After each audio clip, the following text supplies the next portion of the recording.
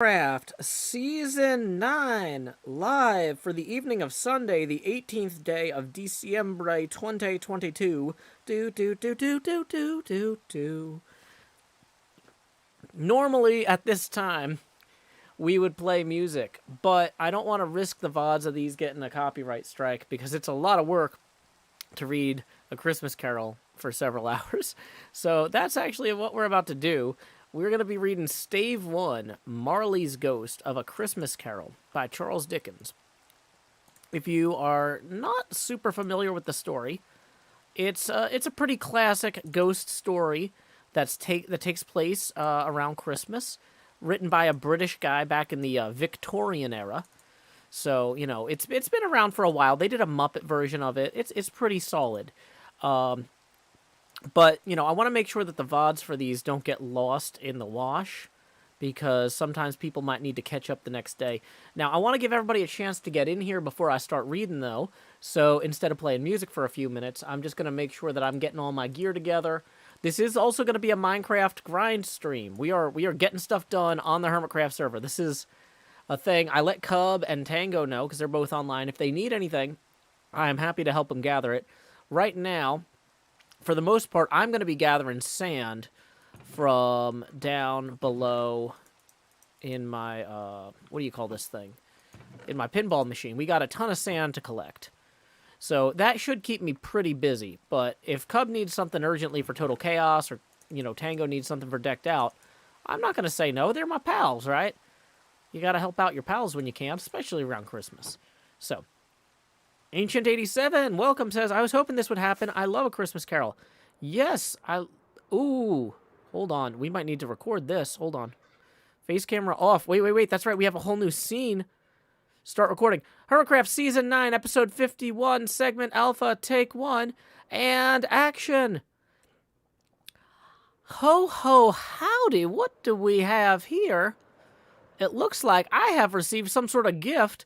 I was just coming over here to try and clear out all this sand, which clearing out sand an episode does not make, but opening a gift, now there is an opportunity I will take. It says enjoy on it. I'm going to assume this is a non-fatal gift, but just, you know what, this is Hermitcraft, so let's get the totem out nonetheless. And let's see what we have inside here. Ooh, I love this wrapping paper. This is an excellent wrapping job, whoever did this. Looks like we have 3 shulkers. Ooh, one for each of the 3 kings. Very, very, you know, apt for the season. Ooh, we got some glass. Ooh, an extra elytra! And beacons. This is enough. How am I taking damage? What? Wait, what?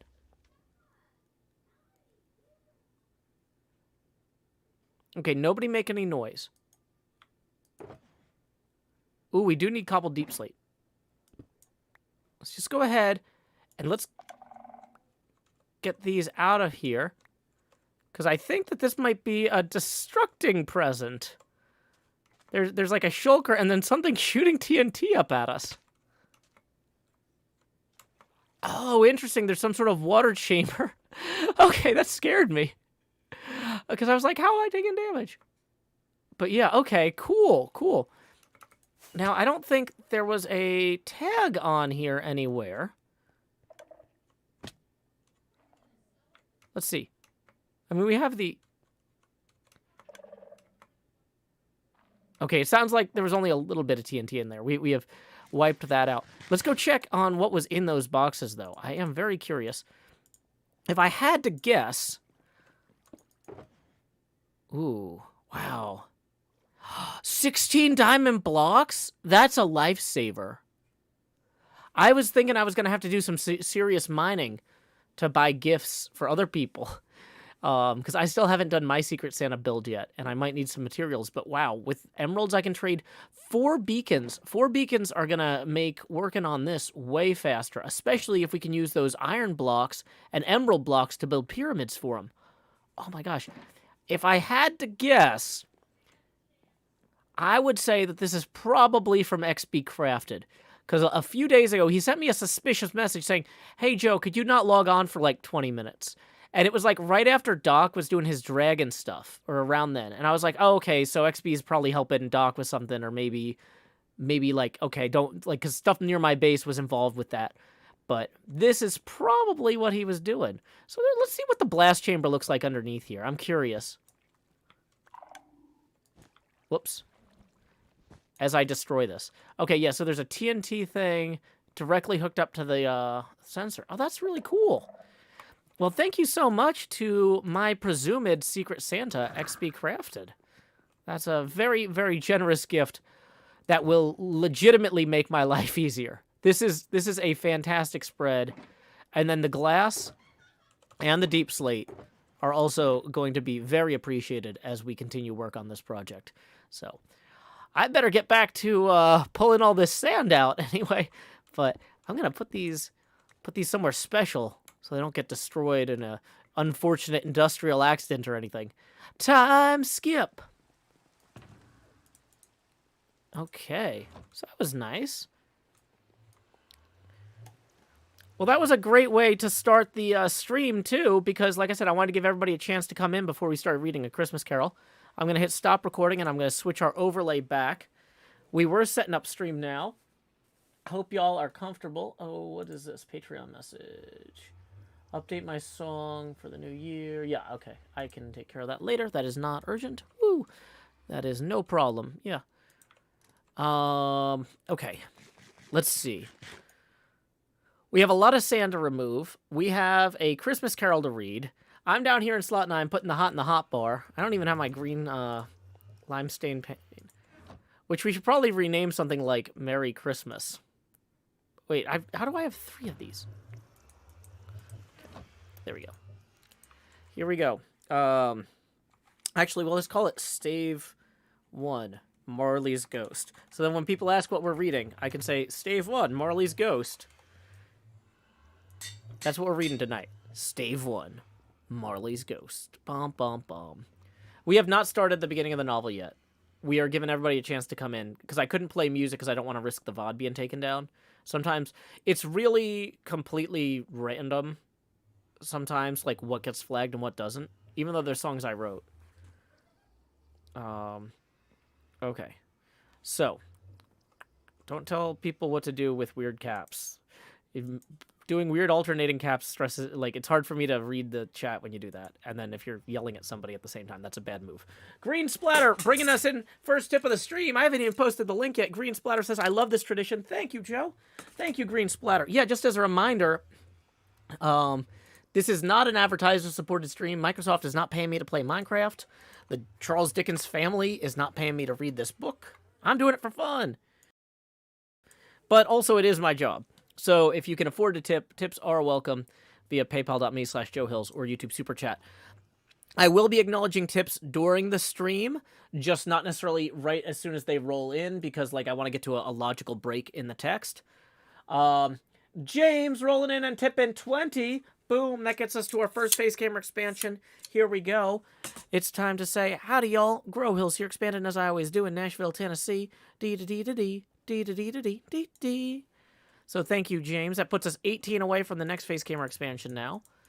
Okay, so let's get this going here. We are going to get our shulker boxes out. We're going to make a bunch of torches, and we're going to put the leftover stuff in here. Black wool sticks. Oof. These shovels are... Wait, I think XB actually just gave me 2 extra shovels, too. So let's, yeah. Oh, wait. Should I be building a beacon? Is it worth the time to build a bunch of beacons through here? I think maybe it is.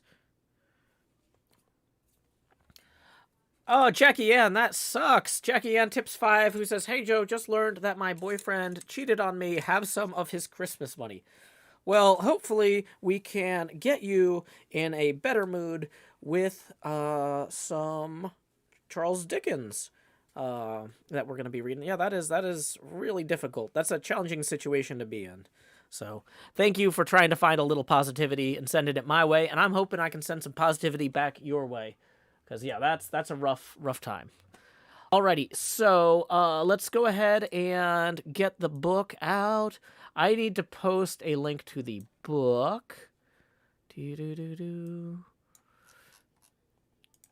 So here is the Project Gutenberg link to the version of the book that I am reading. Okay.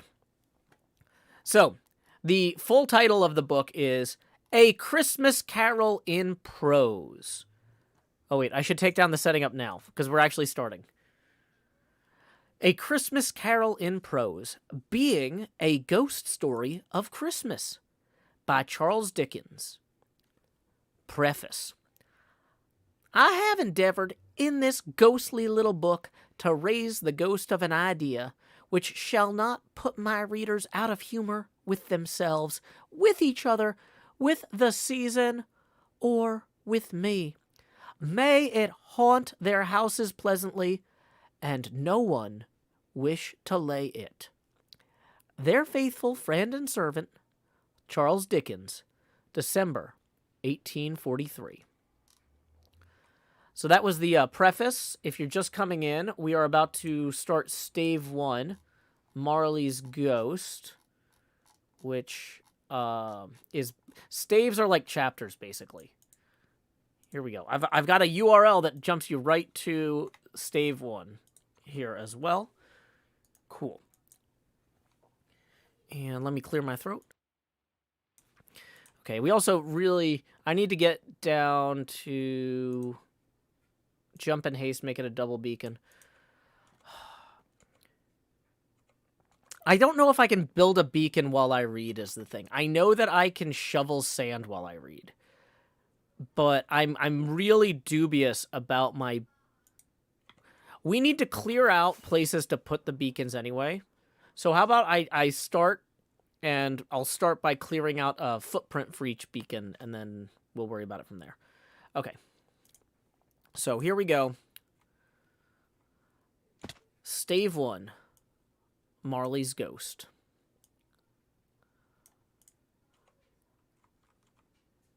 Marley was dead, to begin with.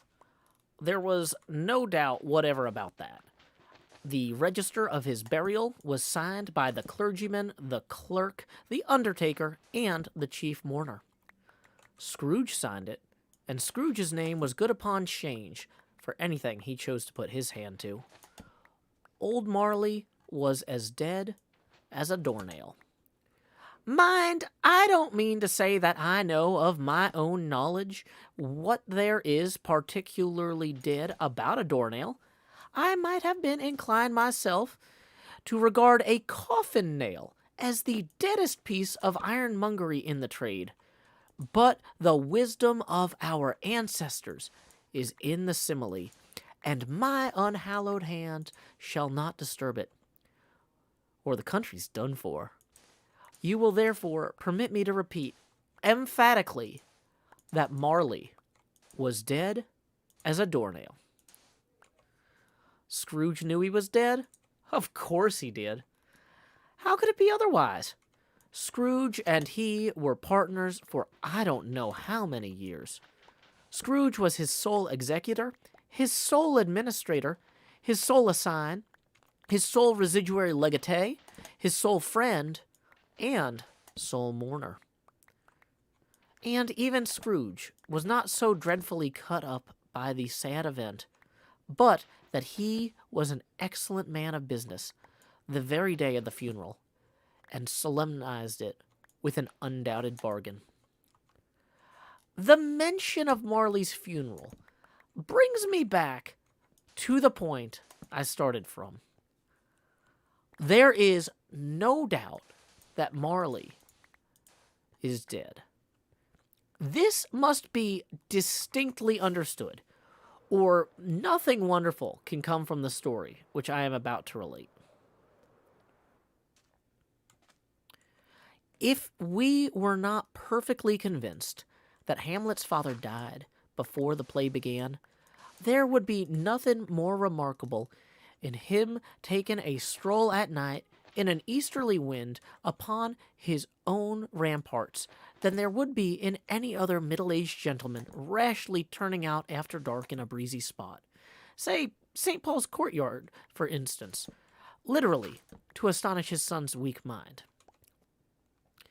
Scrooge never painted out old Marley's name. There it stood, years afterwards, above the warehouse door. Scrooge and Marley. The firm was known as Scrooge and Marley. Sometimes people new to the business called Scrooge, sometimes Marley, but he answered to both names. It was all the same to him. But he was a tight-fisted hand at the grindstone, Scrooge. A squeezing, wrenching, grasping, scraping, clutching, covetous old sinner, hard and sharp as flint, from which no steel had ever struck out generous fire, secret and self-contained, and solitary as an oyster. The cold within him froze his old features, and nipped his pointed nose, shriveled his cheek, stiffened his gait, made his eyes red, his thin lips blue, and spoke out shrewdly in his grating voice. A frosty rime was on his head, and on his eyebrows, and his wiry chin. He carried his own low temperature always about with him. He iced his office in the dog days, and didn't thaw it 1 degree at Christmas. External heat and cold had little influence on Scrooge. No warmth could warm, no wintry weather chill him. No wind that blew was bitterer than he. No falling snow was more intent upon its purpose, no pelting rain less open to entreaty. Foul weather didn't know where to have him. The heaviest rain and snow and hail and sleet could boast of the advantage over him in only one respect. They often came down handsomely, and Scrooge never did.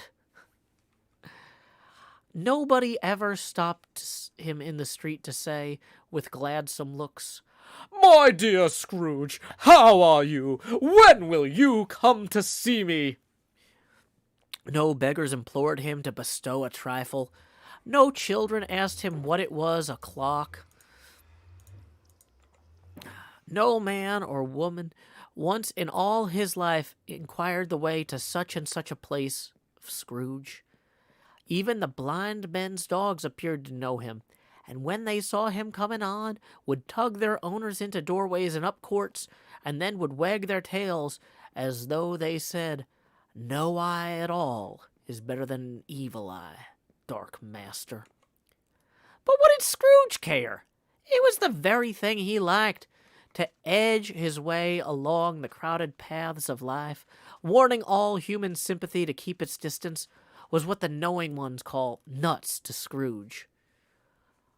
Once upon a time, of all the good days in the year, on Christmas Eve, old Scrooge sat busy in his counting house. It was cold, bleak, biting weather, foggy withal, and he could hear the people in the court outside go wheezing up and down, beating their hands upon their breasts and stomping their feet upon the pavement stones to warm them. The city clocks had only just gone 3, but it was quite dark already. It had not been light all day, and candles were flaring in the windows of the neighboring offices like ruddy smears upon the palpable brown air. The fog came pouring in at every chink and keyhole, and was so dense without that although the court was of the narrowest, the houses opposite were mere phantoms. To see the dingy cloud come drooping down, obscuring everything, one might have thought that nature lived hard by and was brewing on a large scale. The doors of Scrooge's counting house were open, that he might keep his eye upon his clerk, who, in a dismal little cell beyond, a sort of tank, was copying letters. Scrooge had a very small fire, but the clerk's fire was so very much smaller that it looked like one coal. But he couldn't replenish it, for Scrooge kept the coal box in his own room. And so, surely as the clerk came in with a shovel, the master predicted that it would be necessary for them to part.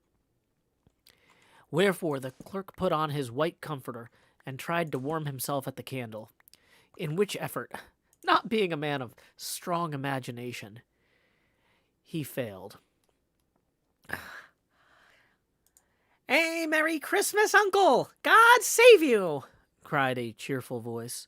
It was the voice of Scrooge's nephew, who came upon him so quickly that this was the first intimation he had of his approach. "Bah! Humbug!" He had so heated himself with rapid walking in the fog and frost, this nephew of Scrooge's, that he was all in a glow. His face was ruddy and handsome, his eyes sparkled, and his breath smoked again. "Christmas a humbug, Uncle? You don't mean that, I'm sure." "I do. Merry Christmas. What right do you have to be merry? What reason have you to be merry? You're poor enough." "Come then," returned the nephew gaily. "What right do you have to be so dismal? What reason have you to be morose? You're rich enough." Scrooge, having no better answer, ready on the spur of the moment, said, "Bah!"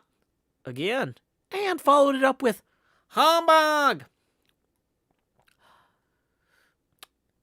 "Don't be cross, Uncle." "What else can I be, when I live in such a world of fools as this? Merry Christmas.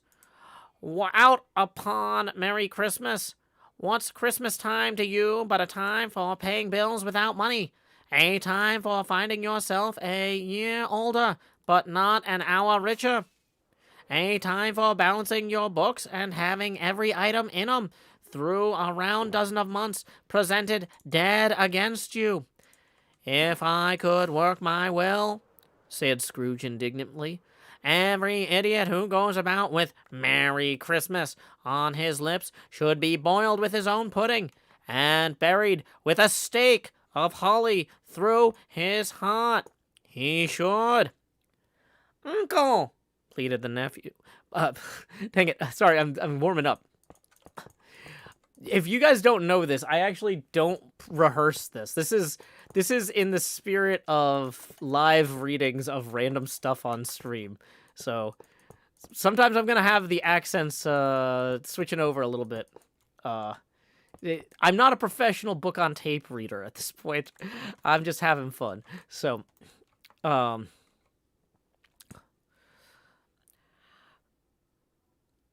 "Uncle," pleaded the nephew.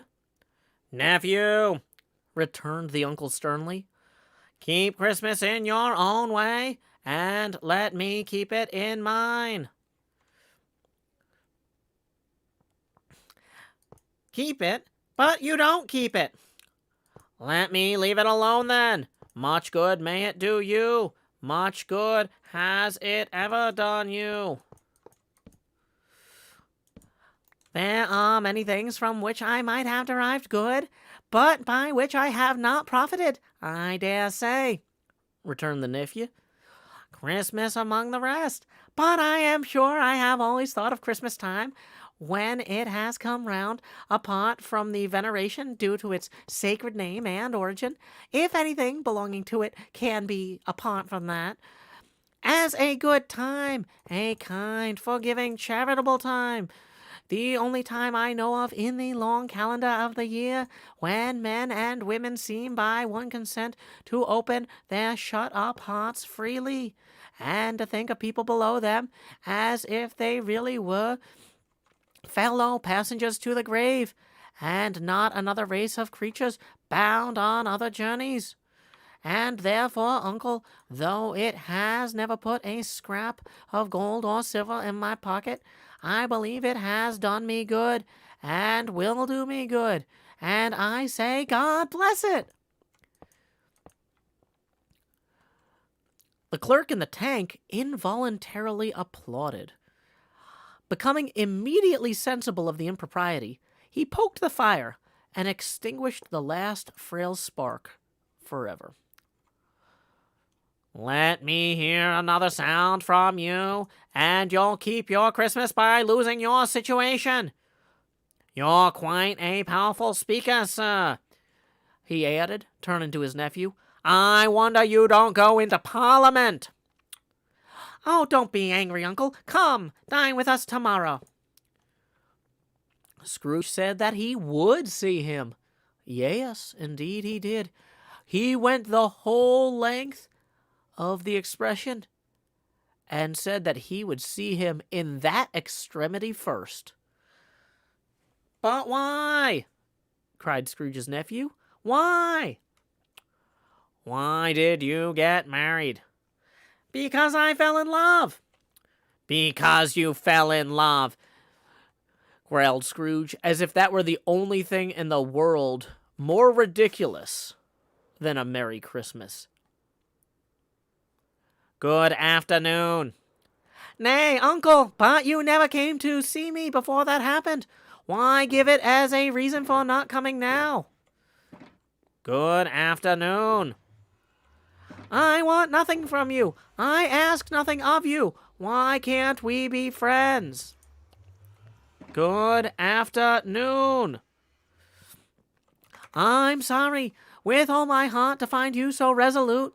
We have never had any quarrel to which I have been a party, but I have made the trial in homage to Christmas, and I'll keep Christmas in my humor to the last. So, a Merry Christmas, Uncle. Good afternoon. And a Happy New Year. Good afternoon, said Scrooge. His nephew left the room without an angry word notwithstanding. He stopped at the outer door to bestow the greetings of the season on the clerk, who, cold as he was warmer than Scrooge, for he returned them cordially. There's another fellow, muttered Scrooge, who overheard him. My clerk with 15 shillings a week and a wife and family, talking about a Merry Christmas. I'll retire to Bedlam. This lunatic, in letting Scrooge's nephew out, had let two other people in. They were portly gentlemen, pleasant to behold, and now stood with their hats off in Scrooge's office. They had books and papers in their hands and bowed to him. Okay, so before we get to those, the two new guests, if you're just coming in, we're reading A Christmas Carol by Charles Dickens. We're reading the original text from Project Gutenberg. Yeah, I'm not gonna do that's really hard. Let's time that up. Okay. So let's go ahead, and we've got a tip rolling in from Emily for 20, who says, one step closer to joining Marley. Oh, that's true. I do have my chains here. That is going to get us one face camera expansion further, closer to the Jost. So here we go. It's time to expand Jost. Well, I guess expand Joe. And we are now 13 away from our third face camera expansion. And what would that be? Yeah, 13 away from the next face camera expansion. 53 away from the entrance of the Jost. Tips are welcome via paypal.me/JoeHills and YouTube Super Chat. Oh, hey, we got another tip rolling in from Magenta. Thank you, Magenta, who says, this reading is one of the most anticipated holiday traditions in my household. Thank you for all you do. Merry Christmas to you and your family. Wow. That is very generous of you, Magenta. The first 17 gets us that one face camera expansion, and then 27. Now we are 7 away from the next one. Here we go. Wait, does that work? Yeah, that math checks out. Expand Joe. And then we got another 10 rolling in from Codex of the Stars. Thank you. That's going to get us 3 past our next face camera expansion milestone. Who says, so happy to have you read my favorite holiday story. Wishing you the best this holiday season. Hey, I'm glad to bring you a little bit of holiday cheer myself, Codex of the Stars. So here we go. Expand Joe. Wow. Okay, these are rolling in. I thought I only had one, but a few rolled in. So I'm not going to be reading all the tips right as they come in. But we're at the half-hour mark. And I needed to take a second and enjoy a sip of my drink. I actually have 2 drinks. I've got, my girlfriend and I, fiance now, just had our 3rd anniversary, and she got me a nice bottle of scotch. And it's got this really crazy long Scottish name that sounds... It's such a long Scottish name, it sounds like a German name, but it's like October, but it's got a lot of octon in it. But it's really good, so I'm enjoying that. So I don't know, she's probably not awake tonight. She's going to be joining us hopefully for some of the readings later this week, but it is like 3 a.m. in England right now. And I also have a Red Bull so I can keep my energy level up. Okay, so here we go.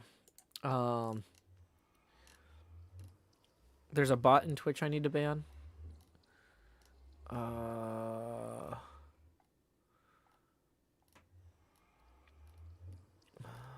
don't see it. Did it delete its messages?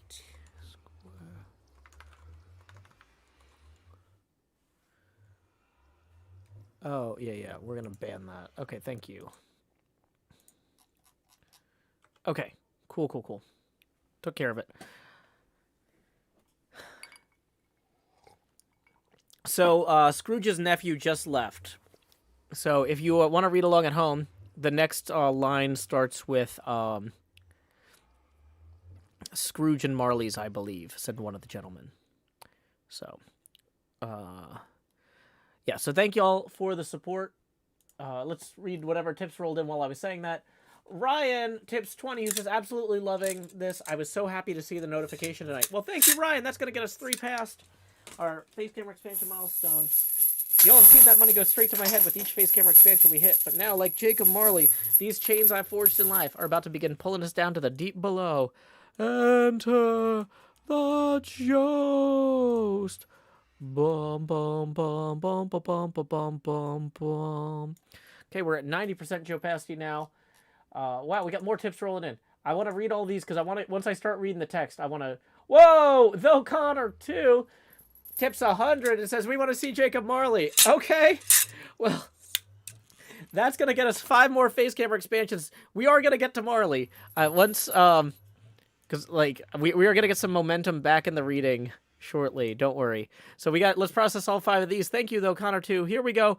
Expand Jost. Do. Lowering the opacity now to 80%. Numero dos. Expand Jost. Do. Lowering the opacity now to 70%. Uno, dos, tres. Expand my face. Here's the most obnoxious face camera expansion milestone, the Tony Stark helmet cam. 60% opacity, but we got 2 more to go, thanks to though Connor 2. 1, 2, 3, 4. How about we expand some more? T-Joe Ecclesburg with 50% opacity. And then each Nissan she go. Expand Jost. Do. Lowering the opacity now to 42%. So, and we are 17 away from the next face camera expansion milestone. Thank you, though, Connor 2. Once I get going again, I am going to try and keep reading for a little while, though, so don't be alarmed if I don't acknowledge your tips right away. I'm going to try and keep going for 15 minutes at least, assuming I don't massively botch a line and need to recover. Sometimes I use the tips as an excuse to recover, because it's like, oh no, I mispronounced that. I need to do another... Okay, so we're back in. Okay, so we've got the 2 gentlemen who arrive with books and papers in their hands who have just bowed to him before we took our little break. Oh yeah, as I'm looking at this, let me also actually grab this. I'm realizing that trying to figure out how to make a beacon work while reading is not going to be a good... Okay.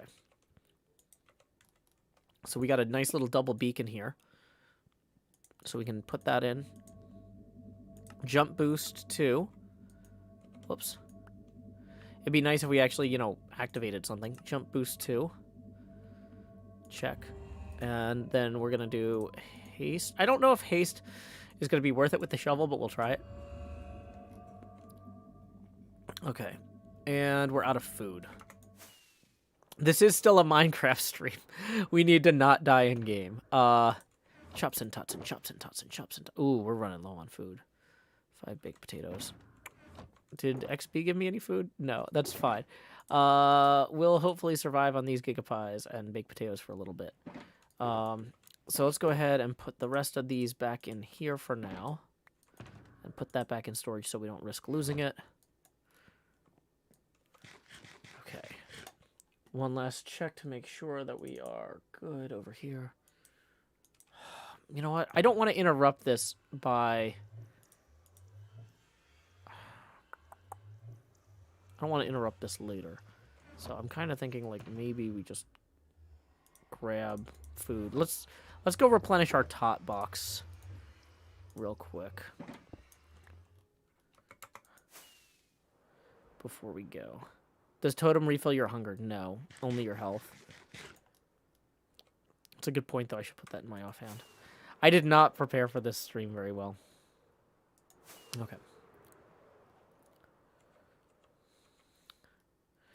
So let's see. What voice should I do for this guy?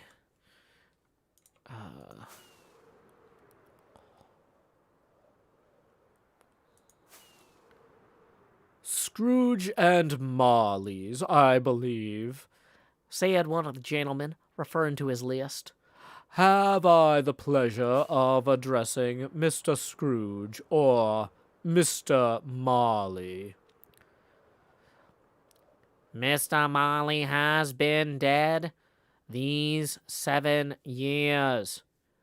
He died 7 years ago, this very night. We have no doubt in his liberality is preserved well in his partner, said the gentleman, presenting his credentials. It certainly was, for they had been 2 kindred spirits. At the ominous word liberality, Scrooge frowned, shook his head, and handed the credentials back. At this festive season of the year, Mr. Scrooge, said the gentleman, taking up a pen, it is more than usually desirable that we should make some slight provision for the poor and destitute, who suffer greatly at the present time. Many thousands are in want of common necessities. Hundreds of thousands are in want of common comforts, sir. Are there no prisons? Plenty of prisons, said the gentleman, laying down the pen again. And the union workhouses, are they still in operation? They are still, returned the gentleman. I wish I could say that they were not. The treadmill and the poor law are in full vigor, then? Both very busy, sir. Oh, I was afraid, from what you said at first, that something had occurred to stop them in their useful course. I am so very glad to hear it. Under the impression that they scarcely furnish Christian cheer of mind or body to the multitude, a few of us are endeavoring to raise a fund to buy the poor some meat and drink and means of warmth. We chose this time because it is a time, of all others, when want is keenly felt, and abundance rejoices. What shall I put you down for, sir? Nothing. You wish to be anonymous? I wish to be left alone. Since you ask me what I wish, gentlemen, this is my answer. I don't make merry myself at Christmas, and I can't afford to make idle people merry. I help to support the establishments I mentioned. They cost enough, and those who are badly off must go there. Many can't go there, and many would rather die. If they would rather die, they had better do it and decrease the surplus population. Besides, excuse me, I don't know that. But you might know it. It's not my business. It's enough for a man to understand his own business and not to interfere with other people's. Mine occupies me constantly. Good afternoon, gentlemen.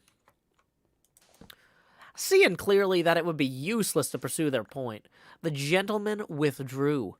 Scrooge resumed his labors with an improved opinion of himself, and in a more facetious temper than was usual with him.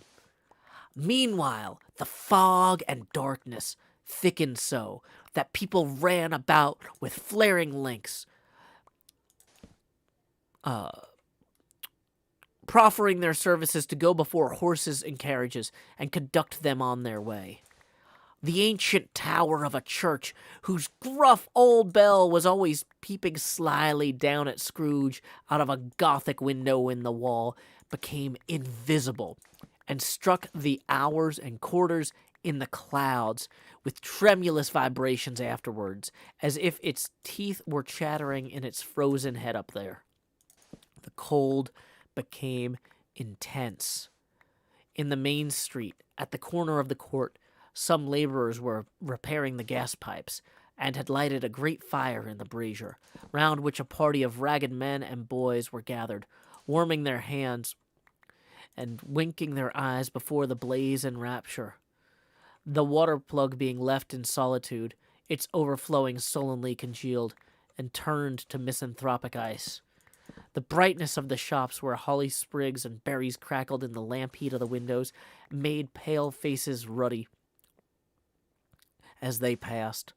Poulterers' and grocers' trades became a splendid joke, a glorious pageant, with which it was next to impossible to believe that such dull principles as bargain and sale had anything to do.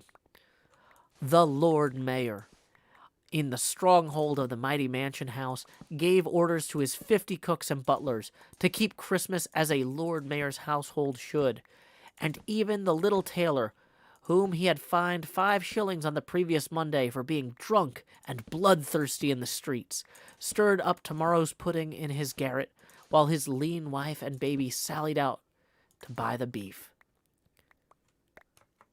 Foggier yet, and colder. Piercing, searching, biting cold. If the good St. Dunstan had but nipped the evil spirit's nose with a touch of such weather as that, instead of using his familiar weapons, then indeed he would have roared to lusty purpose.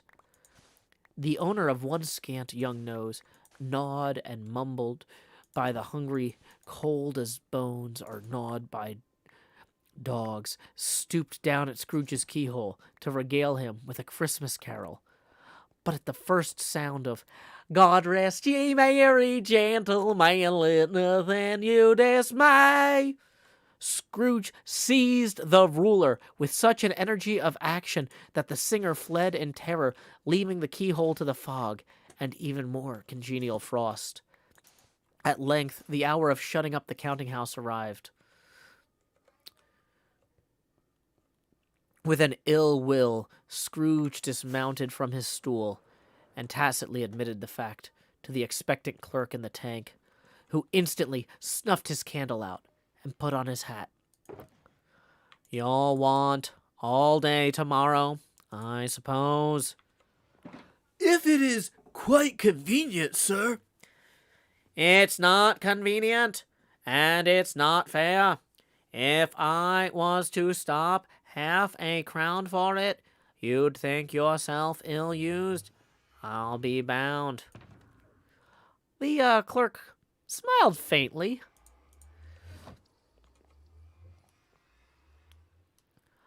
A poor excuse for picking a man's pocket every 25th of December, said Scrooge, buttoning his greatcoat to the chin. But I suppose you must have the whole day. Be here all the earlier the next morning. The clerk promised he would, and Scrooge walked out with a growl. It's Cleo. Hold on. Howdy, Cleo.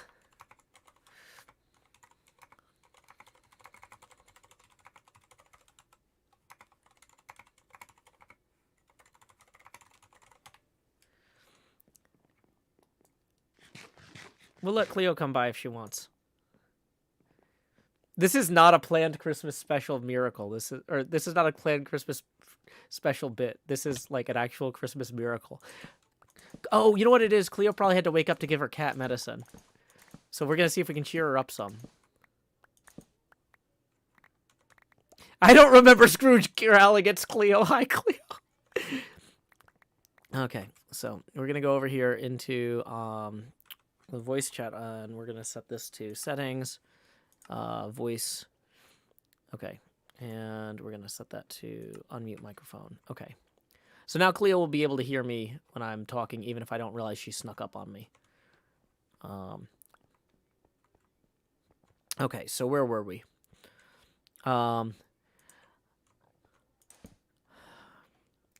The office was closed in a twinkling, and the clerk, with the long ends of his Wyatt comforter dangling below his waist, for he boasted no greatcoat, went down a slide on Cornhill at the end of a lane of boys 20 times in honor of it being Christmas Eve, and then ran home to Camden Town as hard as he could pelt to play blind man's bluff. Scrooge took his melancholy dinner in his usual melancholy tavern, and, having read all the newspapers, and beguiled the rest of the evening with his banker's book, went home to bed. He lived in chambers which had once belonged to his deceased partner. They were a gloomy suite of rooms, in a lowering pile of a building up a yard, where it had so little business to be that one could scarcely help fancying it must have run there when it was a young house, playing at hide-and-seek with the other houses, and forgotten the way out again. It was old enough now, and dreary enough. Cleo can't find me.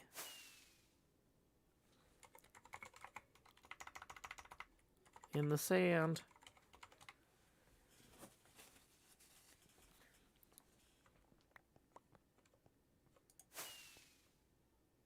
Hopefully she can find me. Okay.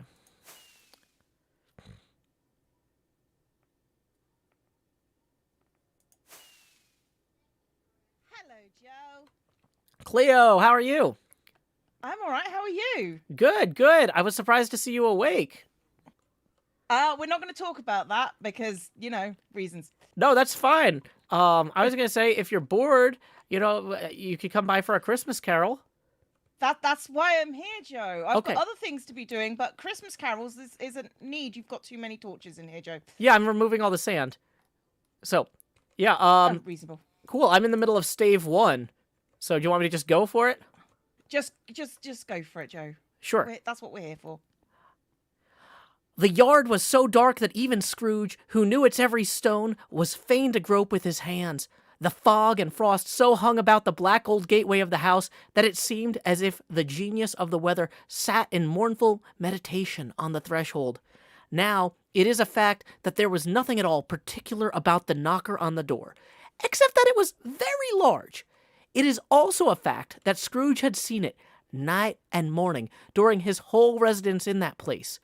Also, that Scrooge had as little of what is called fancy about him as any man in the city of London, even including, which is a bold word, the corporation, aldermen, and livery. Let it also be borne in mind that Scrooge had not bestowed one thought on Marley since his last mention of his 7 years dead partner that afternoon.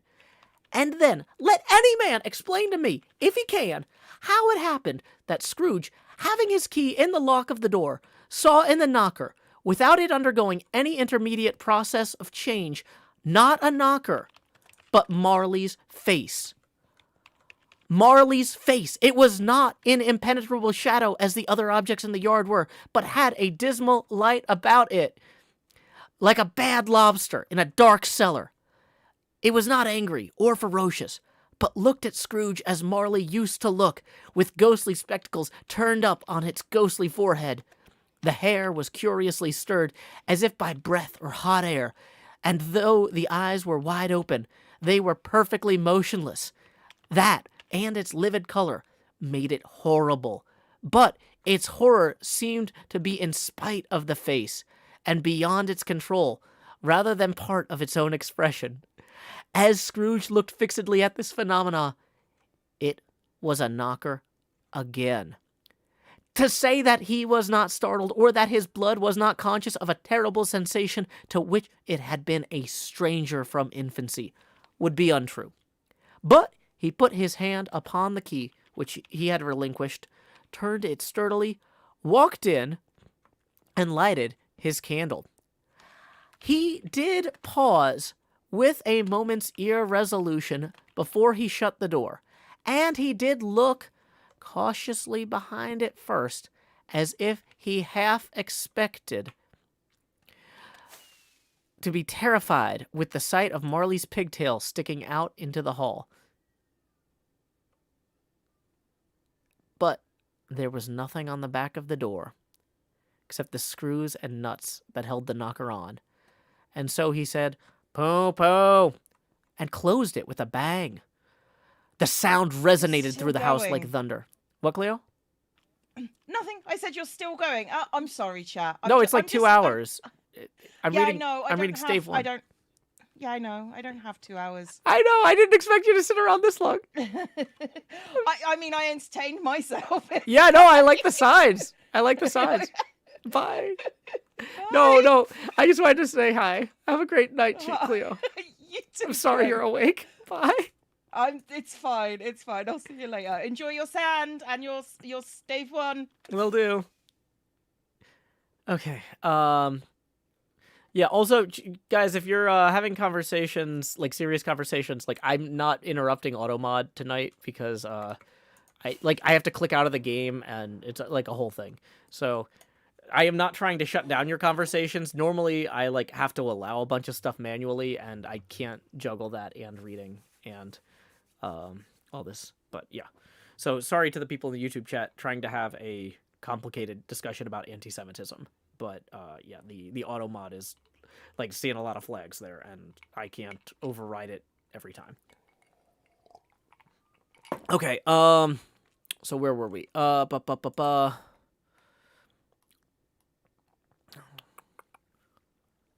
we actually made it like 20 minutes. So good time for me to take a sip. Here, tips are welcome via paypal.me/Joe Hills and YouTube Super Chat. You don't need to apologize to me. I just don't want you to think that I'm trying to shut you down. Like, because I see that you're having you're attempting to have a serious conversation and half of it's going through. And like, so, but I don't know if you see that half of it's not going through or if it just shows up like it's going through for you. I don't, so anyway, yeah. Where were we? Okay, I posted the tipping link. I got a sip of my drink here. Okay. So, the sound resounded through the house like thunder. Every room above and every cask in the wine merchant cellars below appeared to have a separate peal of echoes of its own. Scrooge was not a man to be frightened by echoes. He fastened the door, walked across the hall and up the stairs, slowly too, trimming his candle as he went. You may talk vaguely about driving a coach and six up a good old flight of stairs or through a bad young act of parliament, but I mean to say you might have got a hearse up that staircase and taken it broadwise with the splinter bar toward the wall and the door toward the balustrades, and done it easy. There was plenty of width for that, and room to spare, which is perhaps the reason why Scrooge thought he saw a locomotive hearse going on before him in the gloom. half a dozen gas lamps out of the street wouldn't have lighted the entry too well, so you may suppose it was pretty dark with Scrooge's dip. Up Scrooge went, not caring a button for that. Darkness is cheap, and Scrooge liked it. But before he shut his heavy door, he walked through his rooms to see that all was right. He had just enough recollection of the face to desire that. Sitting room, bedroom, lumber room, all as they should be. Nobody under the table, nobody under the sofa.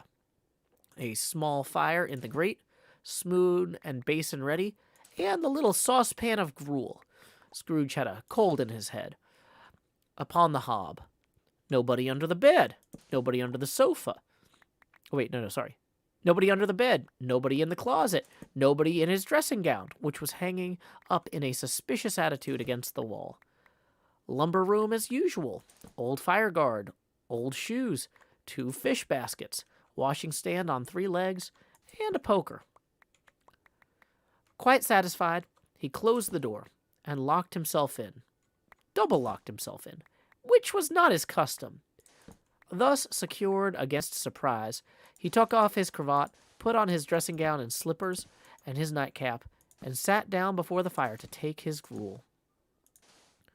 It was a very low fire indeed.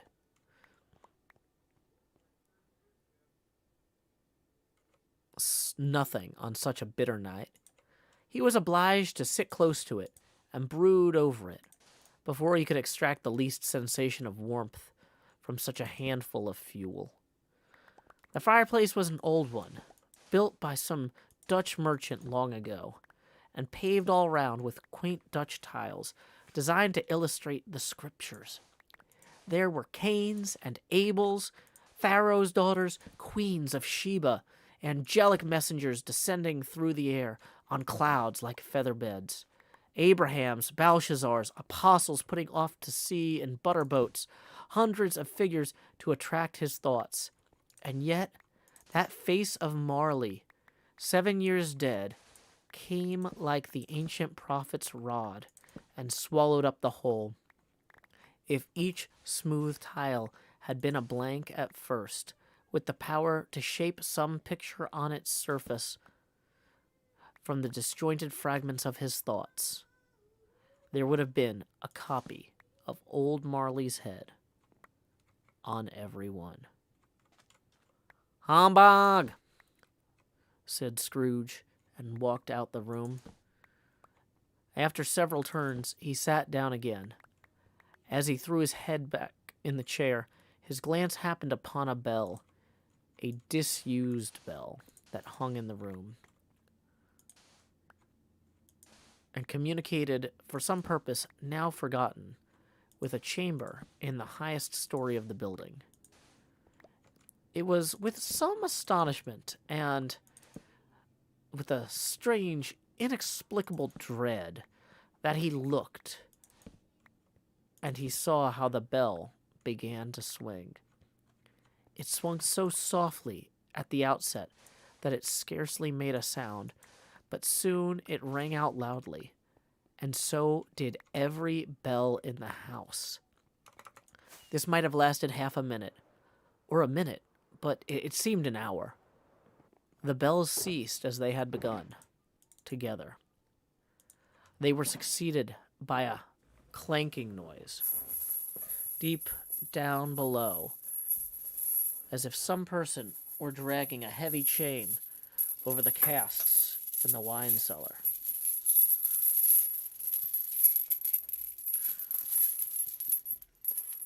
Scrooge then remembered to have heard that ghosts in haunted houses were described as dragging chains. The cellar door flew open with a booming sound, and then he heard the noise much louder. On the floors below, then coming up the stairs, then coming straight towards his door. "It's humbug still! I won't believe it!" And we are at the half hour, so I'm gonna take, or it's 9:30, so we've been going for 1 hour now. I'm going to take a quick hydration break before we get into this next scene. This next scene is going to be a little bit wild, little bit of energy. I'm going to need to recover briefly first.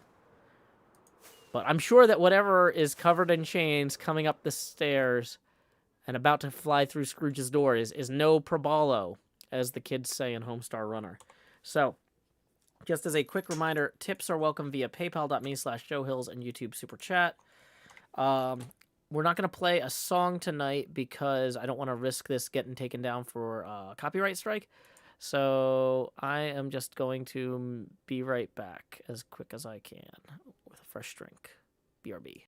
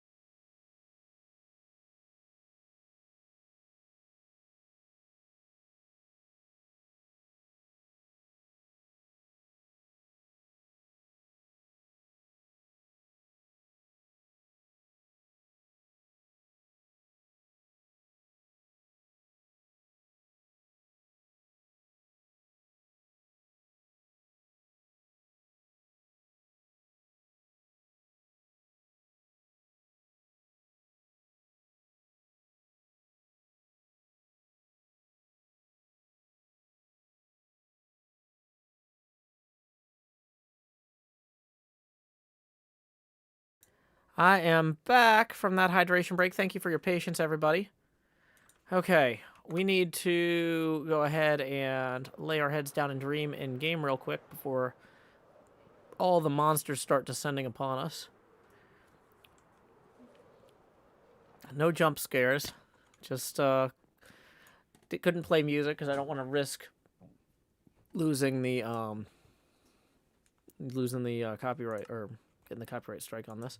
Okay, so for those of you just joining us, we are $17 away from the next face camera expansion milestone. Tips are welcome via paypal.me/JoeHills and YouTube Super Chat. I'm going to be reading those at the breaks, but the breaks are not super often. But that's okay. No tips have rolled in since the last break, so we're good on those. I do need to link the text again. If you're just coming in, we are reading Stave I of A Christmas Carol, and Scrooge just heard the chains. Yeah, I know, chains, right?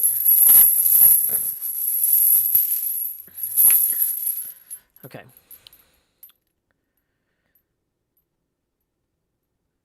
So, here we go.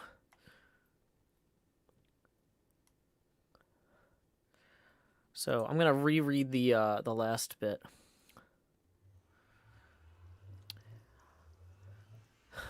The cellar door flew open with a booming sound, and they heard the noise much louder on the floors below. Then coming up the stairs, then coming straight towards his door. It's humbug still! I won't believe it! His color changed, though, when, without a pause, it came on through the heavy door and passed into the room before his eyes. Upon its coming in, the dying flame leaped up as though it cried, "I know him, that's Marley's ghost," and fell again. The same face. The very same. Marley in his pigtail, usual waistcoat, tights, and boots, the tassels on the latter bristling like his pigtail and his coat skirts, and the hair upon his head. The chain he drew was clasped about his middle. It was long and wound about him like a tail, and it was made, for Scrooge observed it closely, of cash boxes, keys, padlocks, ledgers, deeds, and heavy purses wrought in steel. His body was transparent, so that Scrooge, observing him and looking through his waistcoat, could see 2 buttons on his coat behind. Scrooge had often heard it said that Marley had no bowels, but he had never believed it until now. No, nor did he believe it even now.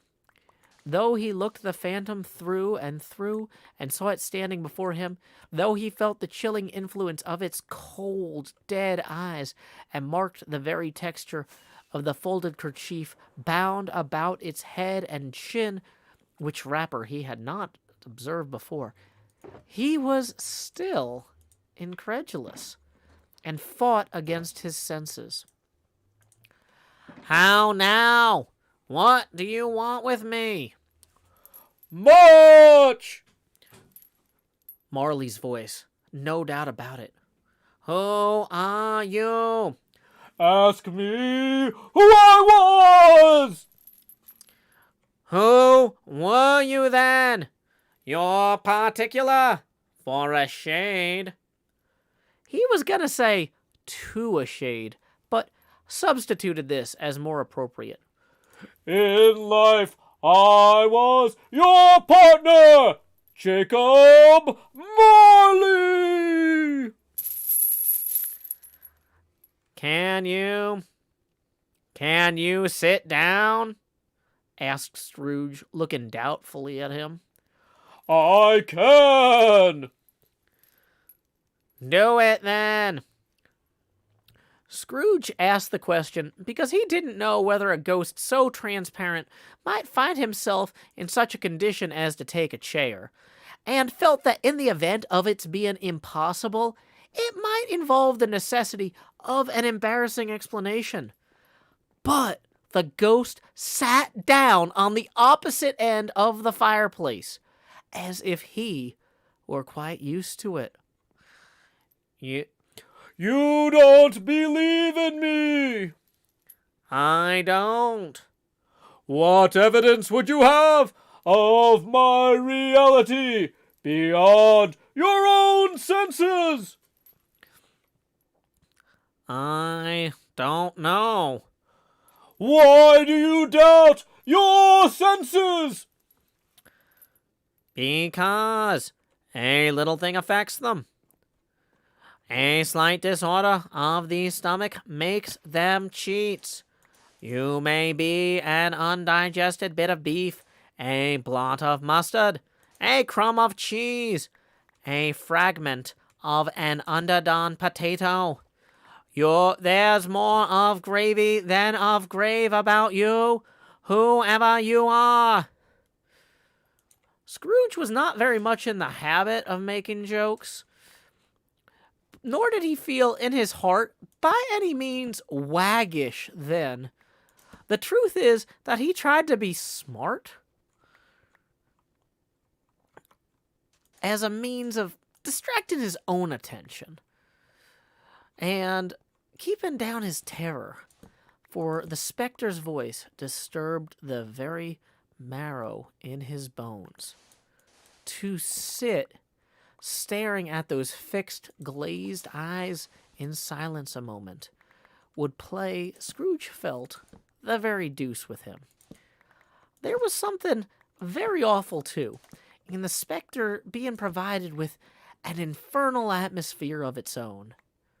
Scrooge could not feel it himself, But this was clearly the case, for though the ghost sat perfectly motionless, its hair and skirts and tassels were still agitated as by the hot vapor from an oven. "You see this toothpick?" said Scrooge, returning quickly to the charge for the reason just assigned, and wishing, though it were only for a second, to divert the vision's stony gaze from himself. "I do." "You're not looking at it?" "But I see it, notwithstanding." "Well, I have but to swallow this, and be for the rest of my days persecuted by a legion of goblins, all of my own creation. Humbug, I tell you, humbug." At this, the spirit raised a frightful cry, and shook its chain with such a dismal and appalling noise that Scrooge held on tight to his chair to save himself from falling in a swoon. But how much greater was his horror when the phantom, taking off the bandage round his head, as if it were too warm to wear indoors, its lower jaw dropped down upon its breast. Scrooge fell upon his knees, clasped his hands before his face. "Mercy! Dreadful apparition! Why do you trouble me?" "Man of the worldly mind! Do you believe in me or not?" "I do! I must! But why do spirits walk the earth, and why do they come to me?" "It is required of every man that the spirit within him should walk abroad his fellow men, and travel far and wide. And if that spirit goes not forth in life, it is condemned to do so after death.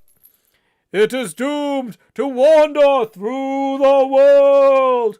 Oh, woe is me! And witness what it cannot share, but might have shared on earth, and turned to happiness." Again the spectre raised a cry, and shook its chain, and wrung its shadowy hands. "You are fettered! Tell me why!" "I wear the chain I forged in life. I made it link by link, and yard by yard. I girded it on of my own free will, and of my own free will I wore it. Is its pattern strange to you?" Scrooge trembled more and more. "Or would you know that the weight and length of this strong coil you bear yourself, it was full and as heavy and as long as this 7 Christmas Eves ago? You have labored on it since. It is a ponderous chain." Scrooge glanced about him on the floor, in the expectation of finding himself surrounded by some 50 or 60 fathoms of iron cable, but he could see nothing. "Jacob! Old Jacob Marley! Tell me more! Speak comfort to me, Jacob!" "I have none to give. It comes from other regions, Ebenezer Scrooge, and is conveyed by other ministers to other kinds of men. Nor can I tell you what I would. A very little more is all permitted to me. I cannot rest. I cannot stay. I cannot linger anywhere. My spirit never walked beyond our counting house. Mark me! In life, my spirit never roved beyond the narrow limits of our money-changing hole, and weary journeys lie before me. It was a habit with Scrooge, whenever he became thoughtful, to put his hands in his breeches pockets. Pondering on what the ghost had said, he did so now, but without lifting up his eyes or getting off his knees. "You must have been very slow about it, Jacob," Scrooge observed, in a businesslike manner, though with humility and deference. Slow! 7 years dead, and traveling all the time. The whole time! No rest, no peace, incessant torture of remorse!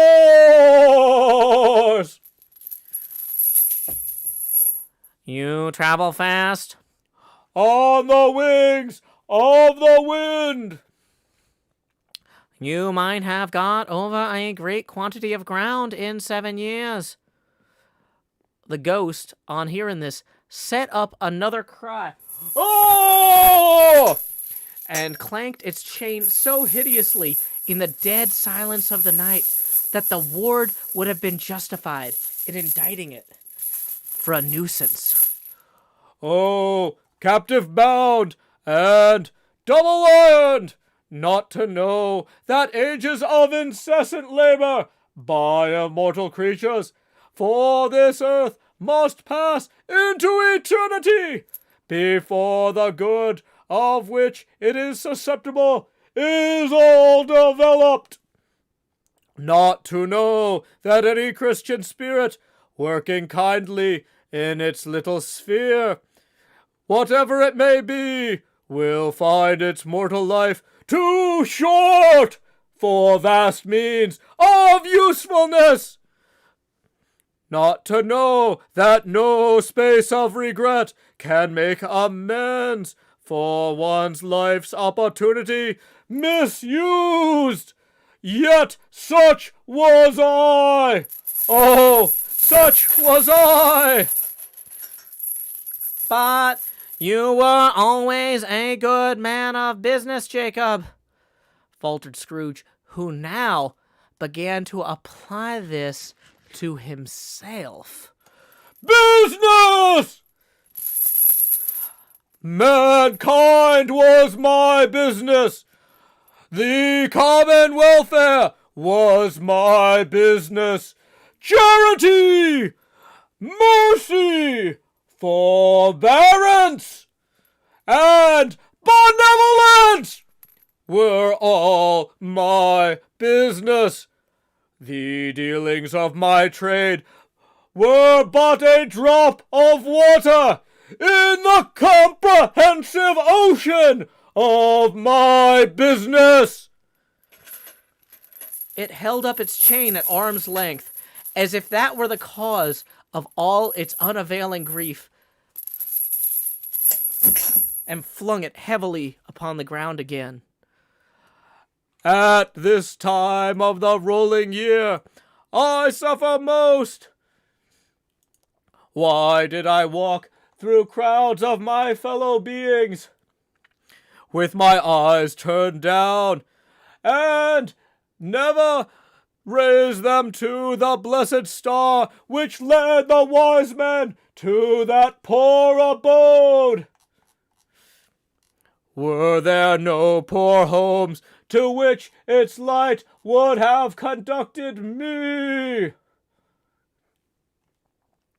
Scrooge was very much dismayed to hear the spectre going on at this rate, and began to quake exceedingly. Hear me! My time is nearly gone. I will. But don't be hard upon me. Don't be flowery, Jacob. Pray. How is it that I appear before you in a shape that I can see? I may not tell. I have sat invisible beside you many and many a day. It was not an agreeable idea. Scrooge shivered and wiped the perspiration from his brow. That is no light part of my penance. I am here tonight to warn you that you have yet a chance and hope of escaping my fate. A chance and hope of my procuring Ebenezer. You were always a good friend to me. Thank ye. You will be haunted by 3 spirits. Scrooge's countenance.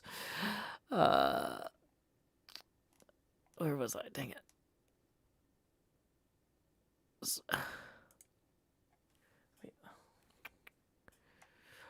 Scrooge's countenance fell almost as low as the ghost's had done. Is that the chance and hope you mentioned, Jacob? He demanded in a faltering voice. It is! I think I'd rather not. Without their visits, you cannot hope to shun the path I tread. Expect the first tomorrow when the bell tolls 1. Couldn't I take them all at once and have it over, Jacob? Expect the second on the next night at the same hour. The third upon the next night when the last stroke of 12 has ceased to vibrate. Look to see me no more, and look that for your own sake you remember what has passed between us. When it had said these words, the spectre took its wrapper from the table and bound it round its head, as before. Scrooge knew this by the smart sound its teeth made when the jaws were brought together by the bandage. He ventured to raise his eyes again and found the supernatural visitor confronting him in an erect attitude, with its chain wound over and about its arm. The apparition walked backward from him, and every step it took, the window raised itself a little, such that when the spectre reached it, it was wide open. It beckoned Scrooge to approach, which he did. When they were within 2 paces of each other, Marley's ghost held up its hand, warning him to come no nearer.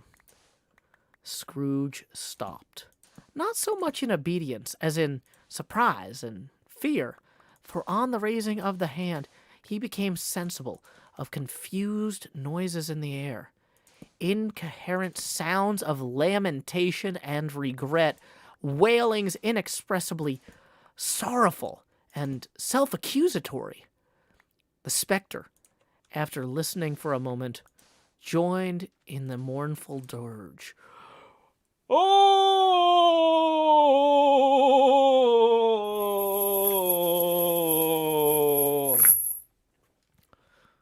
And floated out upon the bleak, dark night. Scrooge followed to the window, desperate in his curiosity. He looked out. The air was filled with phantoms, wandering hither and thither in restless haste, and moaning as they went. Every one of them wore chains like Marley's ghosts. Some few, they might be guilty governments, were linked together. None were free. Many had been personally known to Scrooge in their lives. He had been quite familiar with one old ghost in a white waistcoat with a monstrous iron safe attached to its ankle, who cried piteously at being unable to assist a wretched woman with an infant, whom it saw below, upon a doorstep. The misery with them all was, clearly, that they sought to interfere, for good, in human matters, and had lost the power forever. Whether these creatures faded into mist, or mist enshrouded them, he could not tell. But they and their spirit voices faded together, and the night became as it had been when he had walked home. Scrooge closed the window and examined the door by which the ghost had entered. It was double locked, as he had locked it with his own hands, and the bolts were undisturbed. He tried to say humbug, but stopped at the first syllable. And, being from the emotion he had undergone, or the fatigues of the day, or his glimpse of the invisible world, or the dull conversation with the ghost, or the lateness of the hour, much in need of repose, went straight to bed, without undressing, and fell asleep upon the instant. And that concludes Stave I of, I keep wanting to say Bram Stoker's Dracula, of Charles Dickens's Christmas Carol in prose. So thank you all for joining me. We're going to stick around for a little bit. We got some tips rolling in, and I thought I was going to get more time of, we didn't make a ton of progress on removing sand tonight. We did get the beacon built. That was good. But, yeah, I forgot that when I do the Van Helsing voice, or the Artie the Strongest Man in the World voice, I can't use the mouse because I have to flex my arms. But yeah, so let's see. We got a bunch of kind words rolling in. JKA writes, Marley, the strongest shade in the afterlife.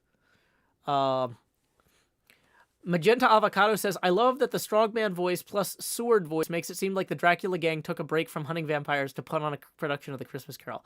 Yeah, that was kind of what I was thinking. That was why I did Cratchit with the Keanu Reeves voice. I wanted to do something fun with that, since we're taking the week off Dracula, or a couple weeks off Dracula. So let's see. Let's go ahead. We got some tips rolling in. I know it's been a while because I wanted to get through that scene straight. Jeremiah tipping 3 says, love you, friend. Thank you, Jeremiah. Appreciate your support. Wait. Okay, never mind. It was just the one tip. I thought there was... Thank you, Jeremiah, for supporting the arts and my show in particular. We are now 14 away from the next Face Camera expansion milestone. Yeah, I thought that the number next to it, I thought it indicated that there were more, but I misread it, apparently. That's fine. Okay. So yeah, there were, yeah, let's see. MU says, when were your Dracula streams? I want to go watch them. There is a playlist on my YouTube channel with the first 24. We're going to start the 25th ones in January. I think there's something like 27 chapters. So we're going to finish up Dracula in January. I'm taking a break from Dracula through the end of the year to read A Christmas Carol. But yeah, we've been doing those every Saturday for like the last 24 weeks. So like half a year basically of Dracula. It's been a lot of fun. Okay.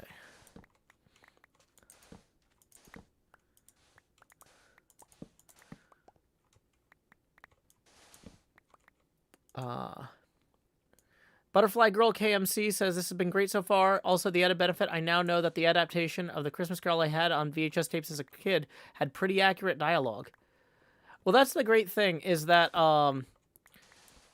Charles Dickens wrote such good dialogue for this, the adaptations don't really need to mess with it.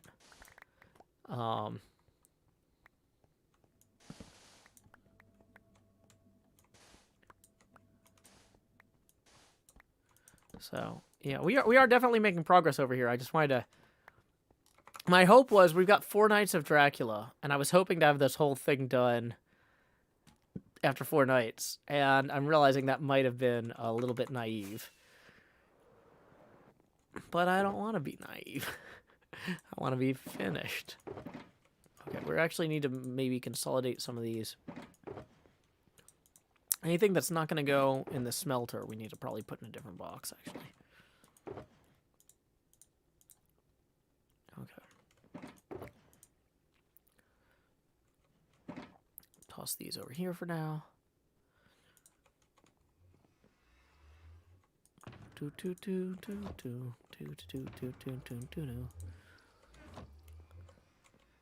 Were any of those named like from XP Crafted or anything? No. They're just red shulker boxes. Okay.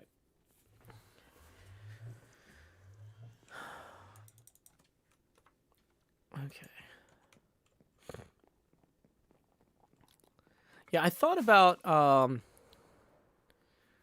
the best.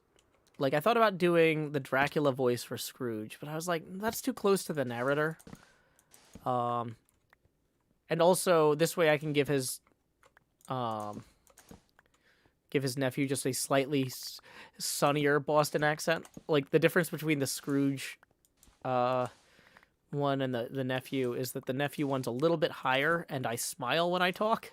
It makes a big difference if you smile when you're trying to do a character voice or not. So, like, for Scrooge, it's like I have to try to force myself not to smile. But then when I switch back to the narrator, I'm trying to do the narrator with the smiling Joe Hill's voice. Not a dry one. Dickens wrote with the understanding that he would read his books aloud to crowds, since public readings were his big innovation. Yeah, so, you know, like, his stuff is imminently readable. It's very conversational. The way the narrator talks to the audience and stuff is great.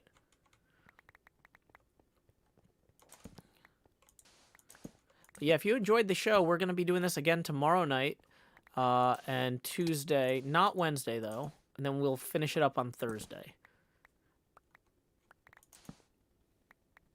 And I'm going to have some bonus streams during the day.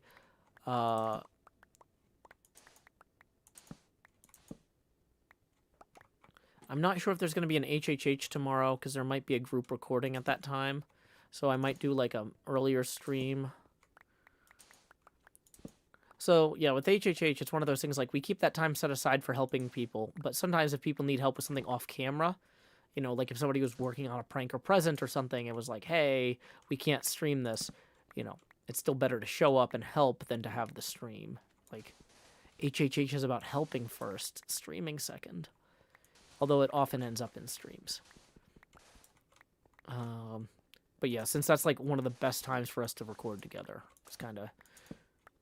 So apologies if you're really looking forward to HHH tomorrow, but I'm not sure it's happening. I'm not sure it's happening on stream. So I'm going to try and do some extra bonus streams during the day the next few days. I'm way behind on editing. I like really hit a wall yesterday. It was just like, I'm just going to spend the day resting. Because yesterday was supposed to be a family day for the most part.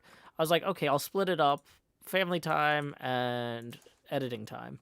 And I started trying to work on the editing. And it's like, oh, I'm making stupid mistakes. I'm just too exhausted to do a good job. And by stupid mistakes, I mean like I went to plug in my computer. And like then somebody asked me a question and I stood up.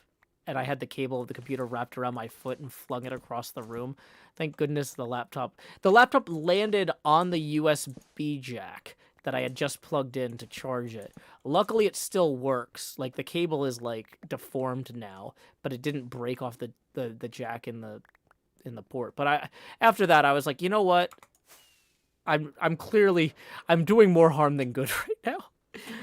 I'm just gonna take the day.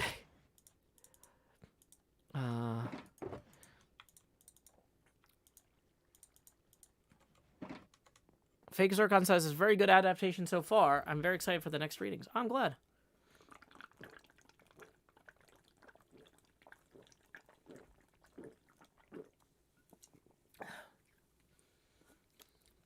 Okay.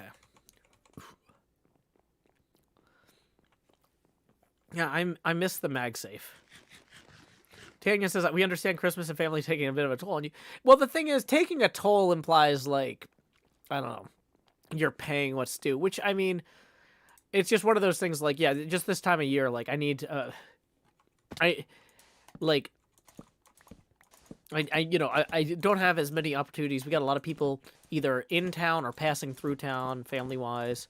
So yeah, it's just hard for me to be operating at 100% efficiency. So yeah, I took a break yesterday. I'm hoping that I can get back into editing tomorrow and the day after pretty hard. I'm gonna probably try and get a little bit ahead tonight, but I'm not dubious at this point. I don't know if you saw though, Ollie actually made a little Christmas video for Jimmy on Twitter. That was pretty cute.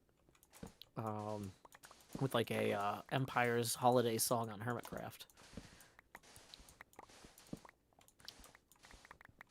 So that was fun.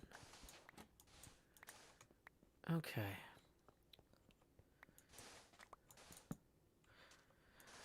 Kingu says that's kind of a message from the universe to take a deep breath and have it try again another time. Yeah, I don't know what the opposite of a wake-up call is. But it's like a wake-up call for realizing you need to rest. Instead of a wake-up call for realizing you need to work. Because normally a wake-up call is like, wake up and work. And this is, no, just get away from the computer before you break it. Yeah, this is an urgent lullaby.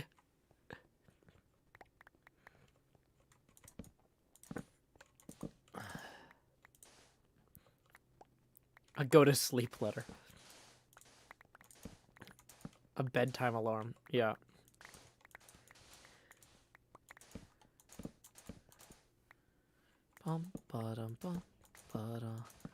Okay. So I don't have to wake up early tomorrow because it's not a school day. So I'm going to keep streaming for a little while. And I did chug a Red Bull because I wasn't sure. I think since I started reading Dracula, I've gotten more efficient at, I think when we first started doing the Christmas Carol, I was, all over the place with, acknowledging tips. I wasn't very disciplined yet, but I've gotten way more disciplined. We burned through that in less than 90 minutes, which shocked me. I really thought that was going to be over 2 hours based on previous years. Although, fun fact, and I don't know if anybody in the Discord, does anybody have a Discord recording of the first Christmas Carol we did? The very first Christmas Carol we did, I think, was on Christmas Day. And I think it was a Discord only stream, which I don't normally, no, maybe it wasn't. Maybe it was on Twitch. I don't remember, but the very first Christmas Carol attempt we made, I was at my parents' house for Christmas that year. And I was like, oh, hey, let's do something goofy because everybody's going to bed or something. So I'm going to read A Christmas Carol and Problem Sleuth. And I was jumping back and forth between Problem Sleuth and Charles Dickens' Christmas Carol. And it worked really well. Way better than I thought it should. I don't know if anybody recorded that because I don't remember. Maybe I didn't stream it. Maybe it was just started off as a dumb joke on a Discord call with hey, anybody else done with family Christmas but not ready for bed?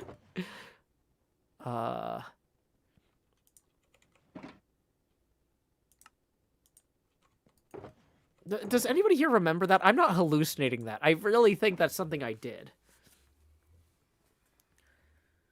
But yeah, but the thing is, because Problem Sleuth has a bunch of perceptual changes in it, and A Christmas Carol, the narrator drifts around a lot and occasionally talks to you directly. I was basically doing a few paragraphs of A Christmas Carol and then a few pages of Problem Sleuth.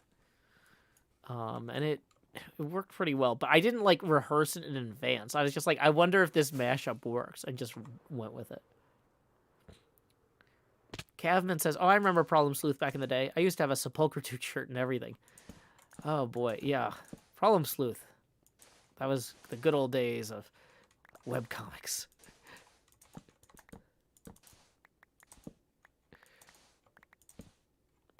Okay.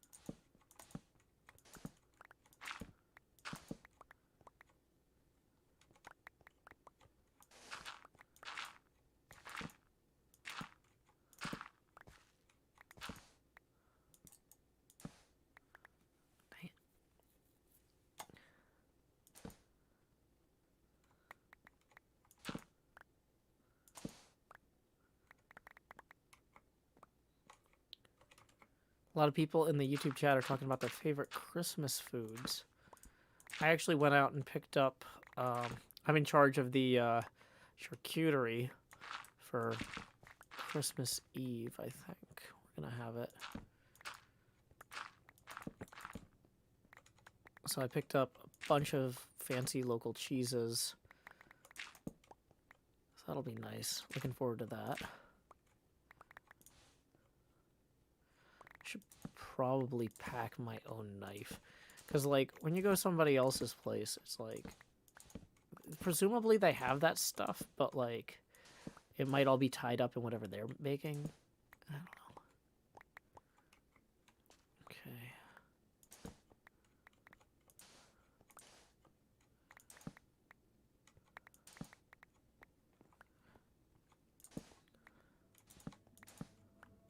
Oh, this is just under there. Okay.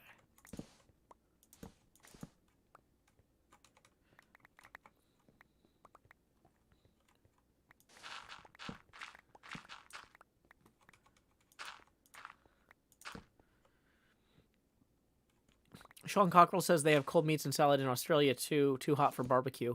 Yeah, so the nice thing is a good cheese plate and some like some salami or sausage or whatever.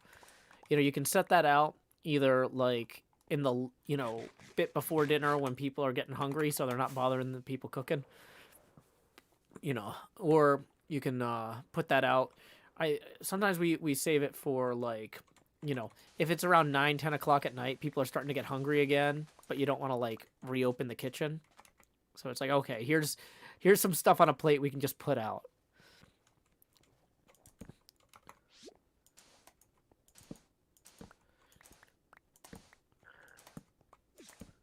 So it's just kind of one of those things. I bring it, and then we see where the tempo is.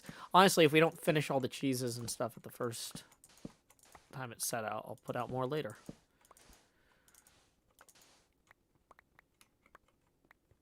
Oh, it is. Kindle says it's always nice to have a fancy cheese knife to go with fancy cheese. That's right. My fiance actually bought me a fancy cheese board and knife set, like right at the beginning of the pandemic or something like that, or like during the pandemic. And so I never think to use it because we didn't go anywhere for a year and a half or two. So I should actually, yeah, I actually have like a whole thing for this. Kindleist, thank you for reminding me. I'll bring that.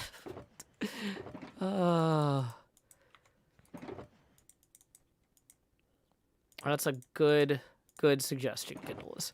Because otherwise, I was probably going to get asked at some point, like, "Oh, you brought the cheeses for Christmas. What do people think about the cheese set?" Oh, I left it under the cupboard because I'm bad at this. Write myself a note. Well, what I need to do is I need to put it in the bag with all of the other,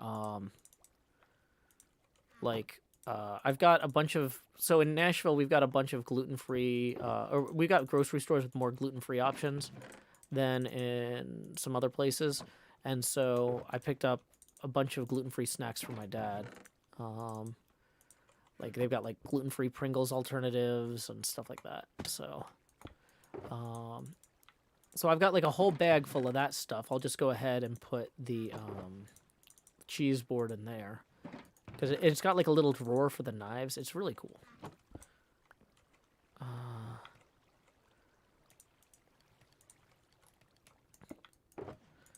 And then I'll forget all of the things simultaneously.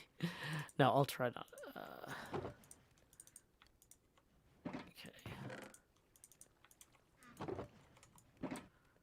Okay, so we're going to start smelting some of that sand right away. We can take these back up.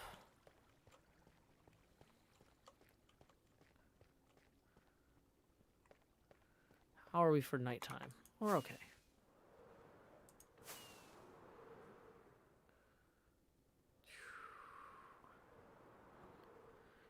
Did I get soft or hard cheeses? Mostly hard cheeses. I like goat cheese and stuff, but like I've noticed that when it comes to like putting out a bunch of stuff for my family, people prefer to just eat like little squares of cheese or like little rectangles. They don't really like the goat cheese doesn't go over well. And we have so many different kinds of dip and stuff in general that the goat cheese ends up kind of competing. Like soft cheeses end up competing with like the different dips, and then it just yeah.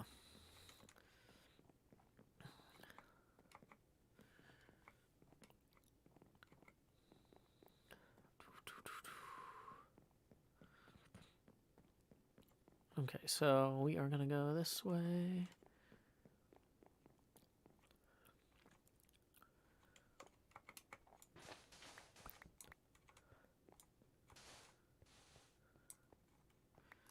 Put this back here. If we can get everything on this side of the big plywood post in tonight, I'll be very pleased. I don't know if that's plausible, but it would feel like progress if I was like, okay, this is everything this side of the wall there. And we're almost done with this side, so it's not impossible. Yeah, we have the beacon now, which is fun. And so me being able to show off whenever that video goes out. Look, XP Craft is beacon, paid off.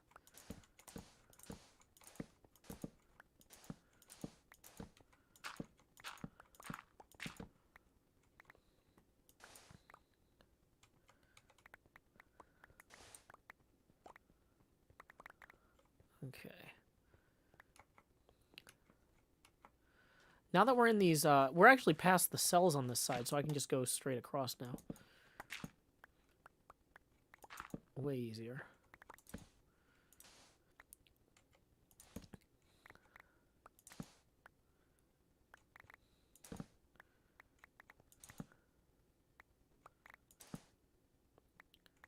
Kindle says, I'm planning holiday dinners. Decided homemade sushi will be featured several times. Ooh, nice.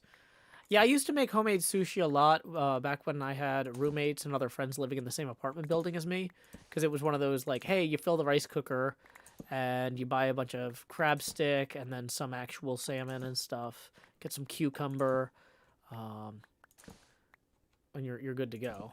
One of my friends used to make, like, Hawaiian-style fried Spam with it, which was way better than I thought it would be. So, like, I don't eat Spam very often, but when I do, it's probably in sushi. Because we get to see him every year at New Year's. So I'll probably have some of that. It's kind of a holiday tradition at this point. But it used to be just like, oh, something we'd do before we played board games. Okay. Welcome, Quill. Yeah, like fried Spam, like we cook it. So, like you fry the Spam on like a pan, like pan fried. And there was some sort of like sauce he would make that went really well with it.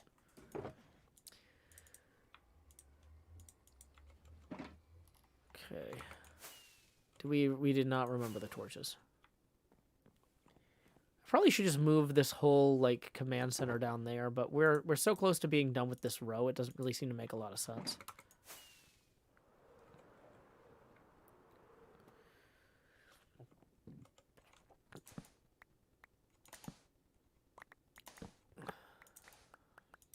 Maybe we should go bother Cleo. See if she needs anything.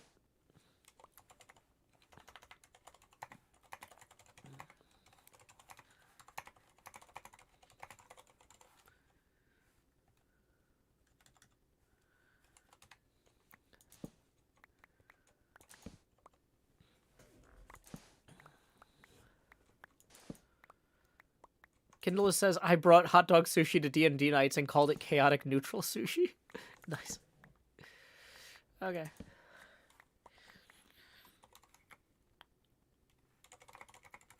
Oh no. Do.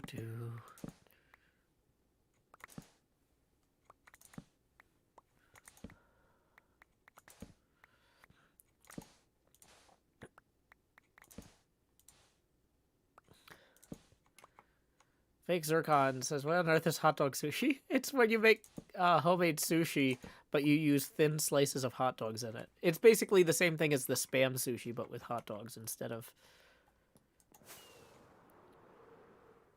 Okay, so we got this one. I'm not really too worried about pulling all this sand out.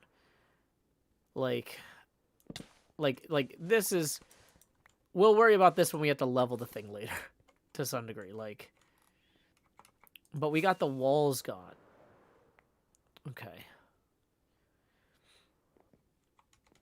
Okay, so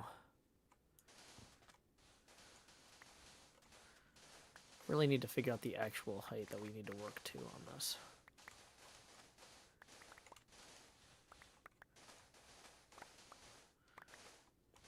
Yeah, a lot of things are really...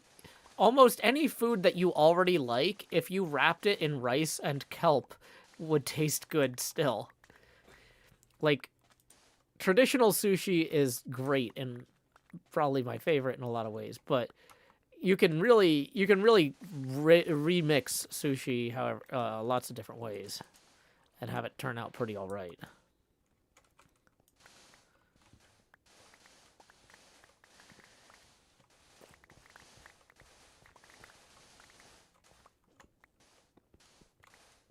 Hey, Vin Shokan. Vin, were you there when we did the Problem Sleuth reading?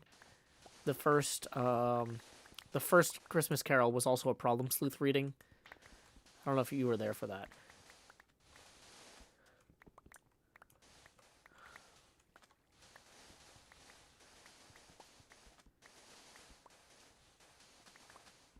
You don't know. Okay.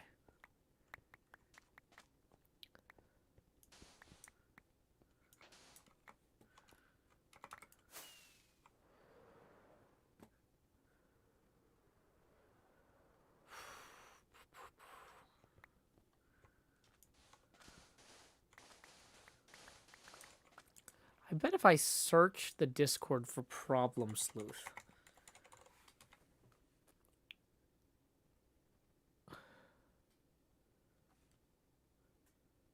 Maybe not. Problem Sleuth has only shown up once in the entire Discord.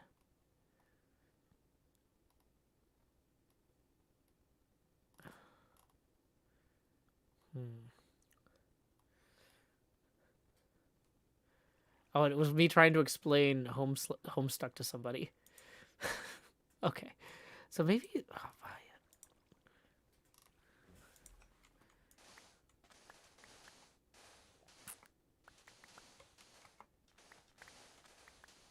so we are outside the range of the beacon now, sadly. So we might have to move the beacon. Or build a second one. We can rebuild him. Faster, stronger, better than it was.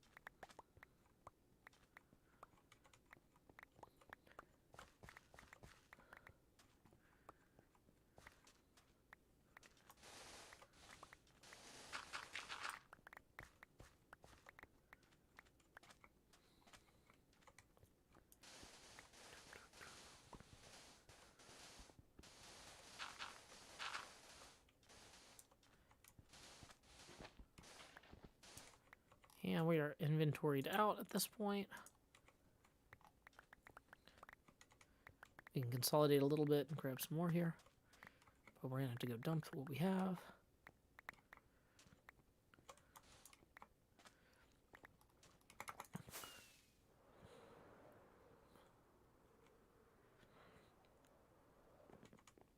Okay.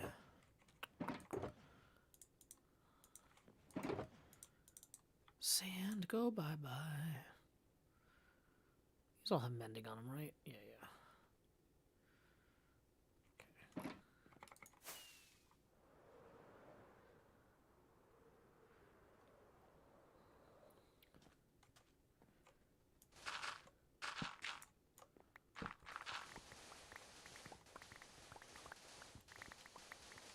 Let's just knock this out. So I think it'll be more...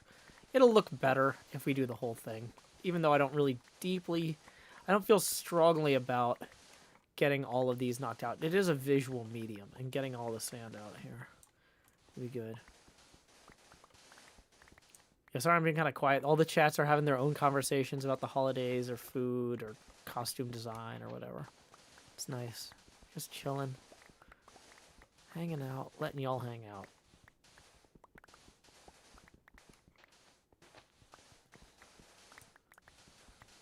Uh-oh. Don't want that to wash away all my torches.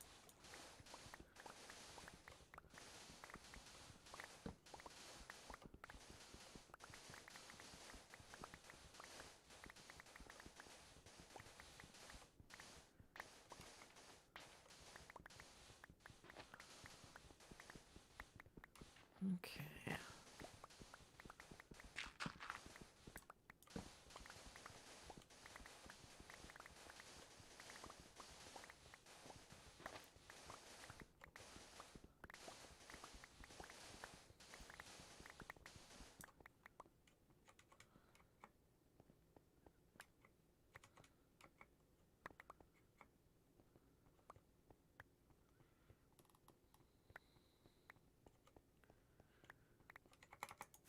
Woo! This looks a lot less impressive when there's chunks blown out in it. Oh, yeah, we need to get that one. That's fine. Okay. Am I teleporting? Or rocketing? That zombie's gonna want to attack us, so we're gonna need to get to bed before he does.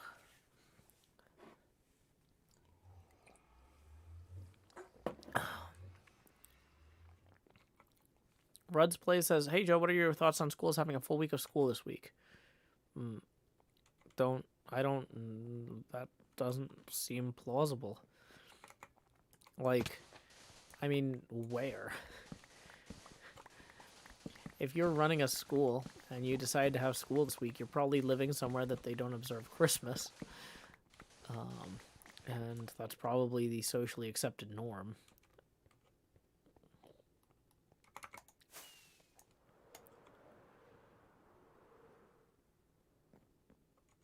In New Jersey? Really? Michigan? Really? Wow. Nashville is out as of Friday, so I just assumed everybody was doing that.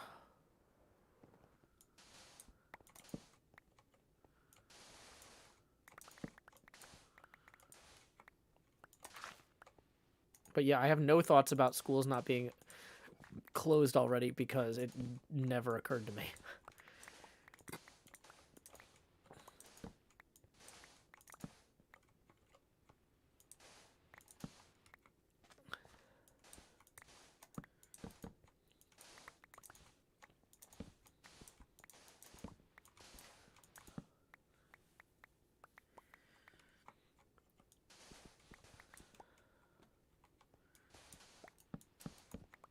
Yeah, Nashville's not going back till January 9th either. So, I know you're like, yeah, we got off until January 9th, woo! Even though we had to go longer. Like, boy, your school system must hate, like, people spending money.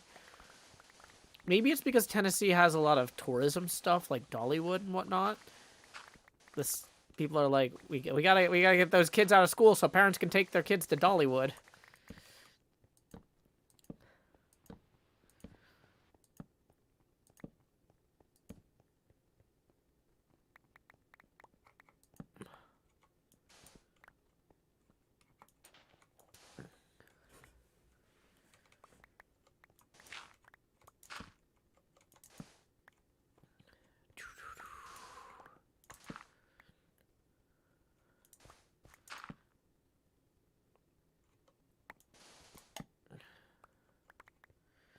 Rudy Play says, my school district hates parents, kids, and everyone else.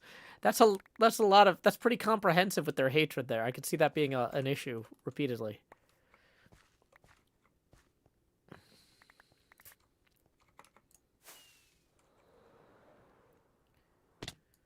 Okay. And let's go ahead and put these in here. Woo.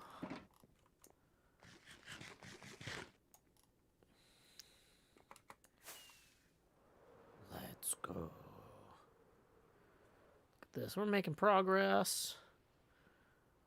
Fantastically. Ambitiously.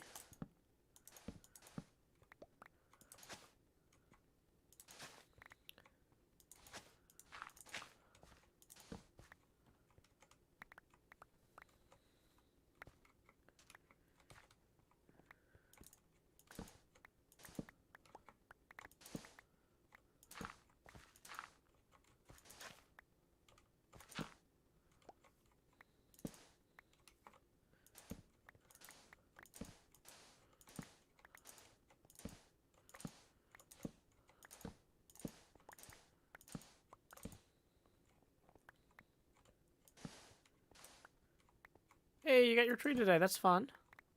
Good for you, Tanyan. Hope you enjoy getting that set up. Okay. That's always a fun thing for us. Okay, I'm trying to make room here. I think that this is where we want to put the beacon, because it's kind of central. That might not be perfect, but, like, it'll be good enough. Okay, so let's grab... Uh-oh, I think I left the iron box upstairs. There's not actually stairs to get here, but you know what I mean. Oh, I left it in the House of Horrors.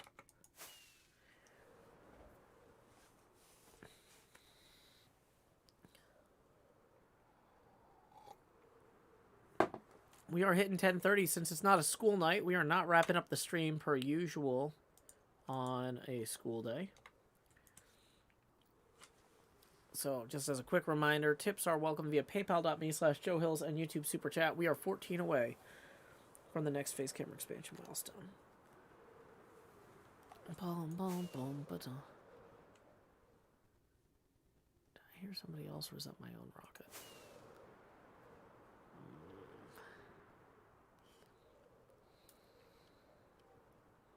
Oh, tonight's the first night of Hanukkah.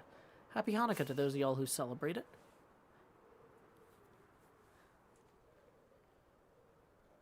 Okay, so we're going to roll in here. And, oh, yep, here's more stuff. Take these back with us. Got both shulkers. No others lying around.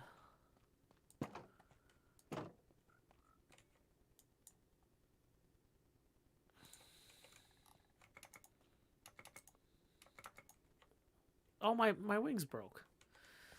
Okay. I guess we need to go fix those. The Lord of Ahia says, "Blah, what is happening? We're playing a Minecraft. I'm in the little bit of a snowy area by my, like, Elvira's House of Horrors here, but my elytra broke. So I need to go to a spider spawner and then kill all the spiders with a sword. And I figure if I kill enough of the spiders with the sword, my elytra will work better."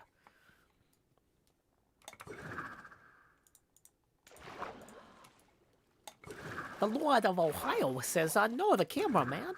Oh, the camera gets bigger when people tip. We are currently 14 away from the next face camera expansion milestone. So if people want to tip via paypal.me/JoeHills or YouTube Super Chat, then what's going to happen is the camera will get bigger and also slightly more transparent. We turn down the opacity, is what I call it, every time we do that. It's a lot of fun. Everybody enjoys the Minecraft with the big face. You want to play the Minecraft and see it through the eyes of a Minecrafter. This is the way to do it.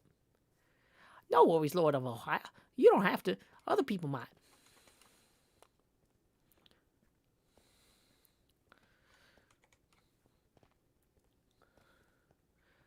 So somewhere over here is the spider spawner. We're on our way to the spider spawner so I can fix my elytra. Oh, but there's a big pit here. That's an inconvenience at best. And a big pit at worst. There it is. We found the spider spawner.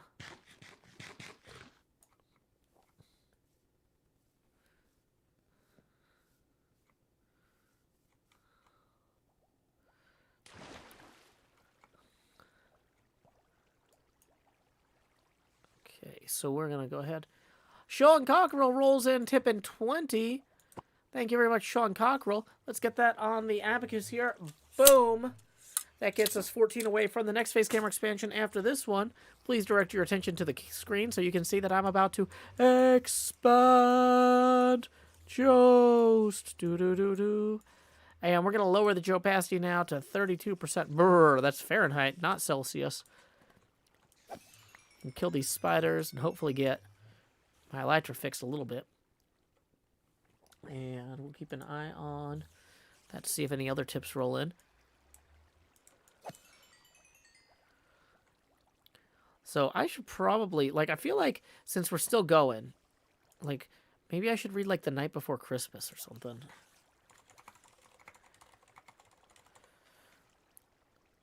The poem, A Visit from St. Nicholas, by Clement Clark Moore.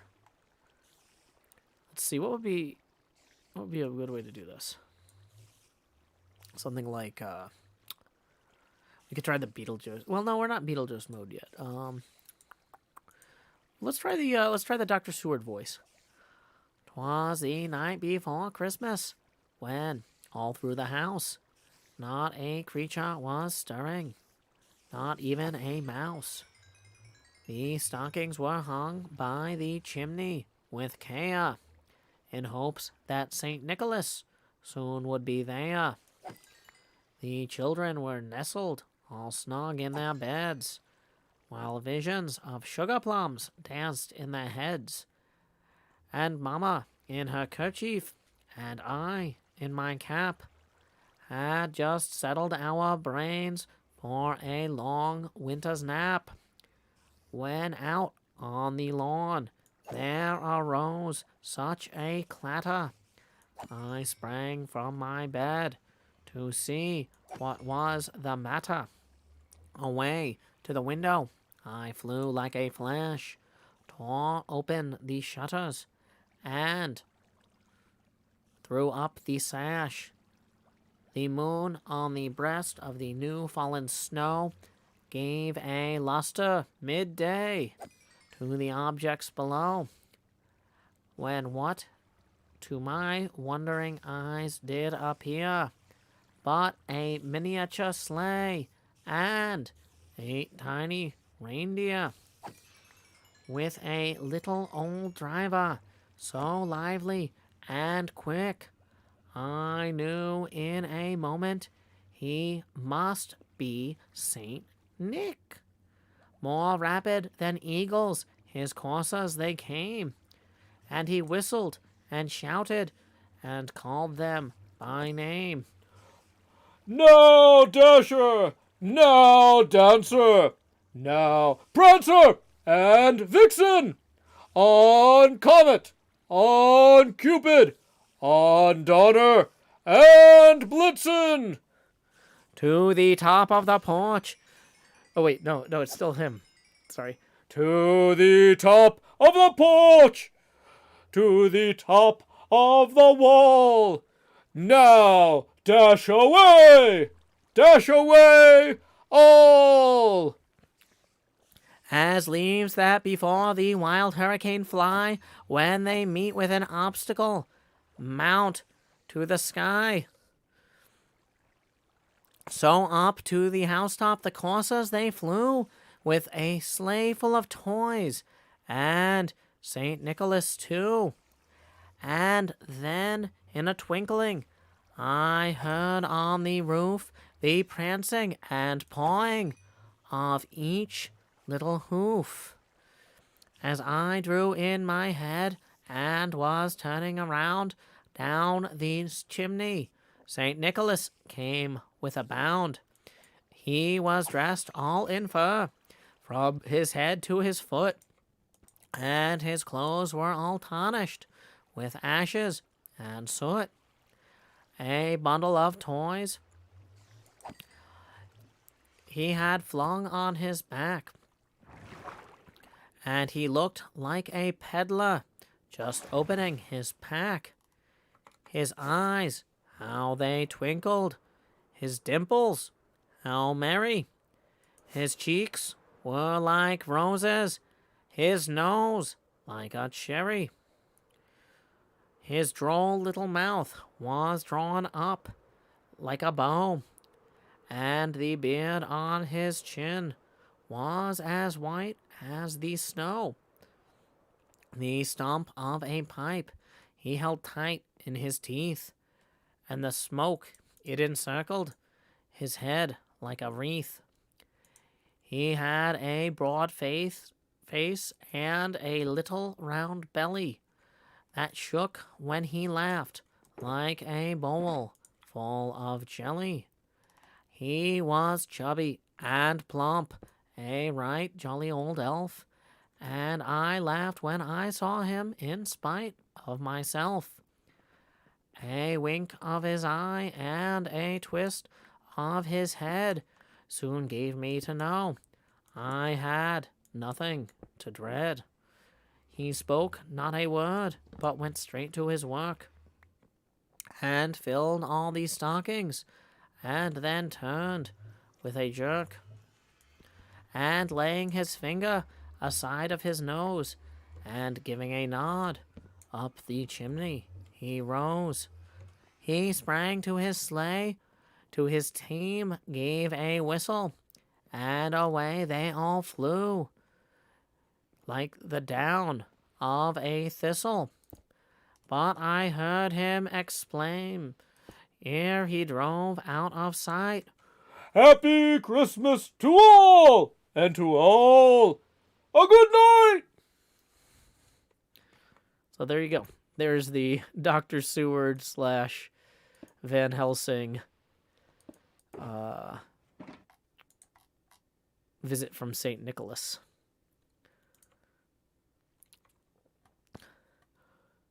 Yeah, I missed one of the dashaways. Sorry about that.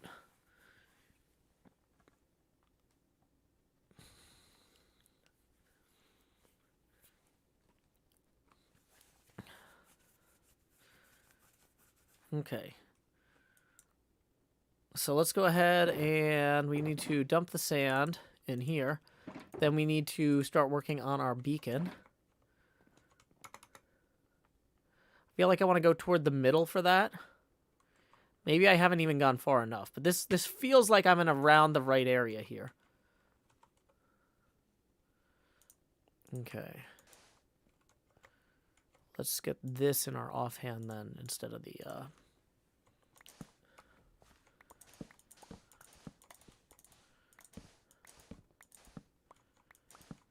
Daniel J. McGrail says, wait, it's Happy Christmas?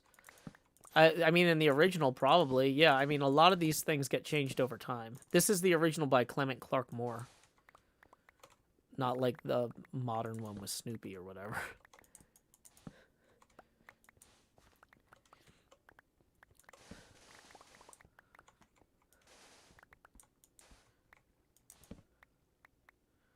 Coral Johnson says, lol, I left the stream playing in my headphones on the stand when I went to the next room over. Suddenly we heard the Dr. Sword Van Helsing voice from the other room.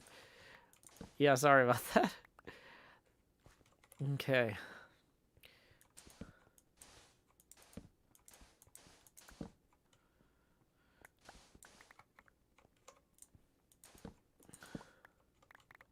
Oh, I'm in the wrong live event chat. I'm in the wrong channel on the Discord. I was like, wow, the Discord's been really quiet.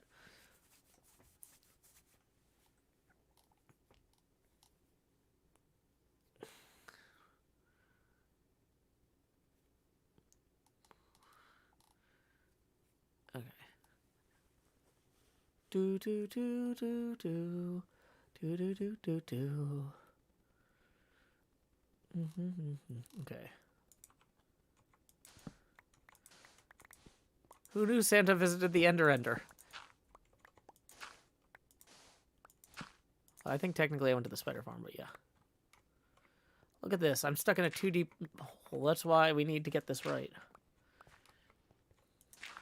Dang it.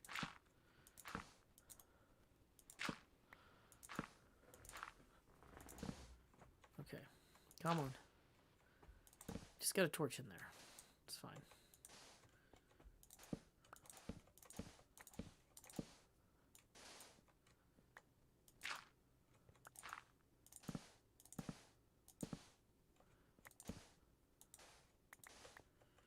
Okay, so this seems like probably a good place for this. So we're going to do it 9 by 10 so we can double beacon it. 5, 6, 7, 8, 9, 10. 1, 2, 3, 4, 5, 6, 7, 8, 9.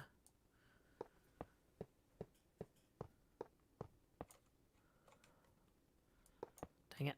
Did not mean to place an extra block there. That'll be fine. Boom, boom, boom, boom.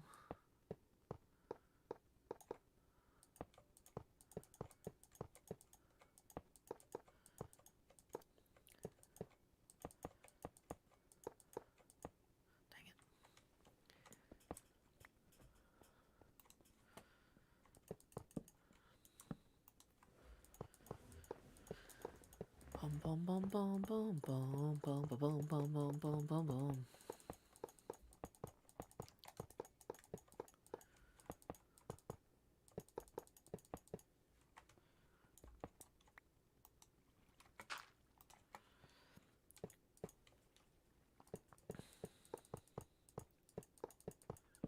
Dang it. And now we are out of iron. Boy. Let's see, do we have any more? What are the prices at the Iron Golem shop? Because I think we're going to just swing by there. Rather than destroy our other one. Dang it, I didn't move the...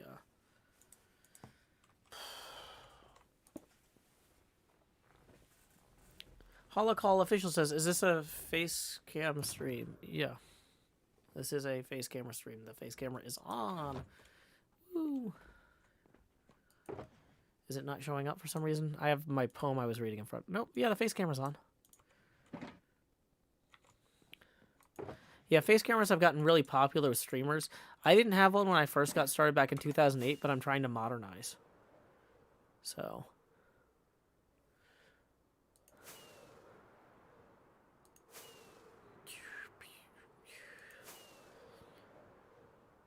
You need 57, 60 blocks for a double beacon. Oh, boy. It's always something, you know?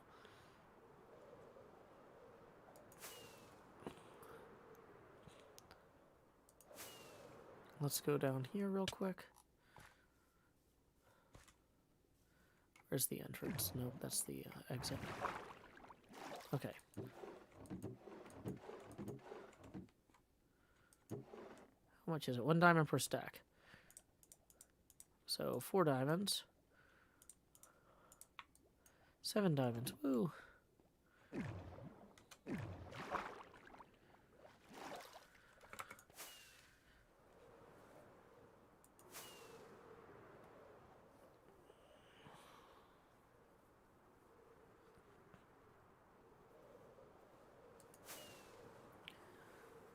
Yeah, I'm actually thinking I'm probably going to wrap up soon. It's like, I'm going to... Because I'm kind of like, oh, I feel like I need another break, but I don't want to keep doing these silent hydration breaks. So, I think I'm going to wrap up here. But thanks for sticking around with me, y'all. We're going to read Dracula, or not Dracula, we're going to read Christmas Carol, Stave II tomorrow night. Let's see who we can raid.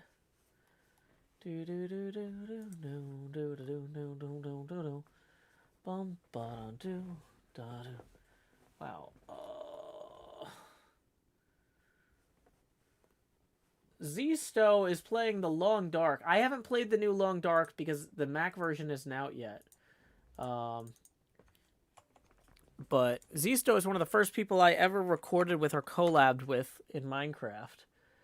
Z-Stow, Pause on Pause, and Zombie Cleo were like the first people I ever collaborated with way back in the day when we were playing super hostile maps. So when we called ourselves Team Tunnel Rat, we ended up playing games against like Good and Etho and stuff. It was, I'm pretty sure Etho was there. You can watch the video and find out. But anyway, when you get over there, our raid message is, howdy y'all, Joe Hills raid here. Until next time, y'all, this is Joe Hills from Nashville, Tennessee. Keep adventuring. Do do do do.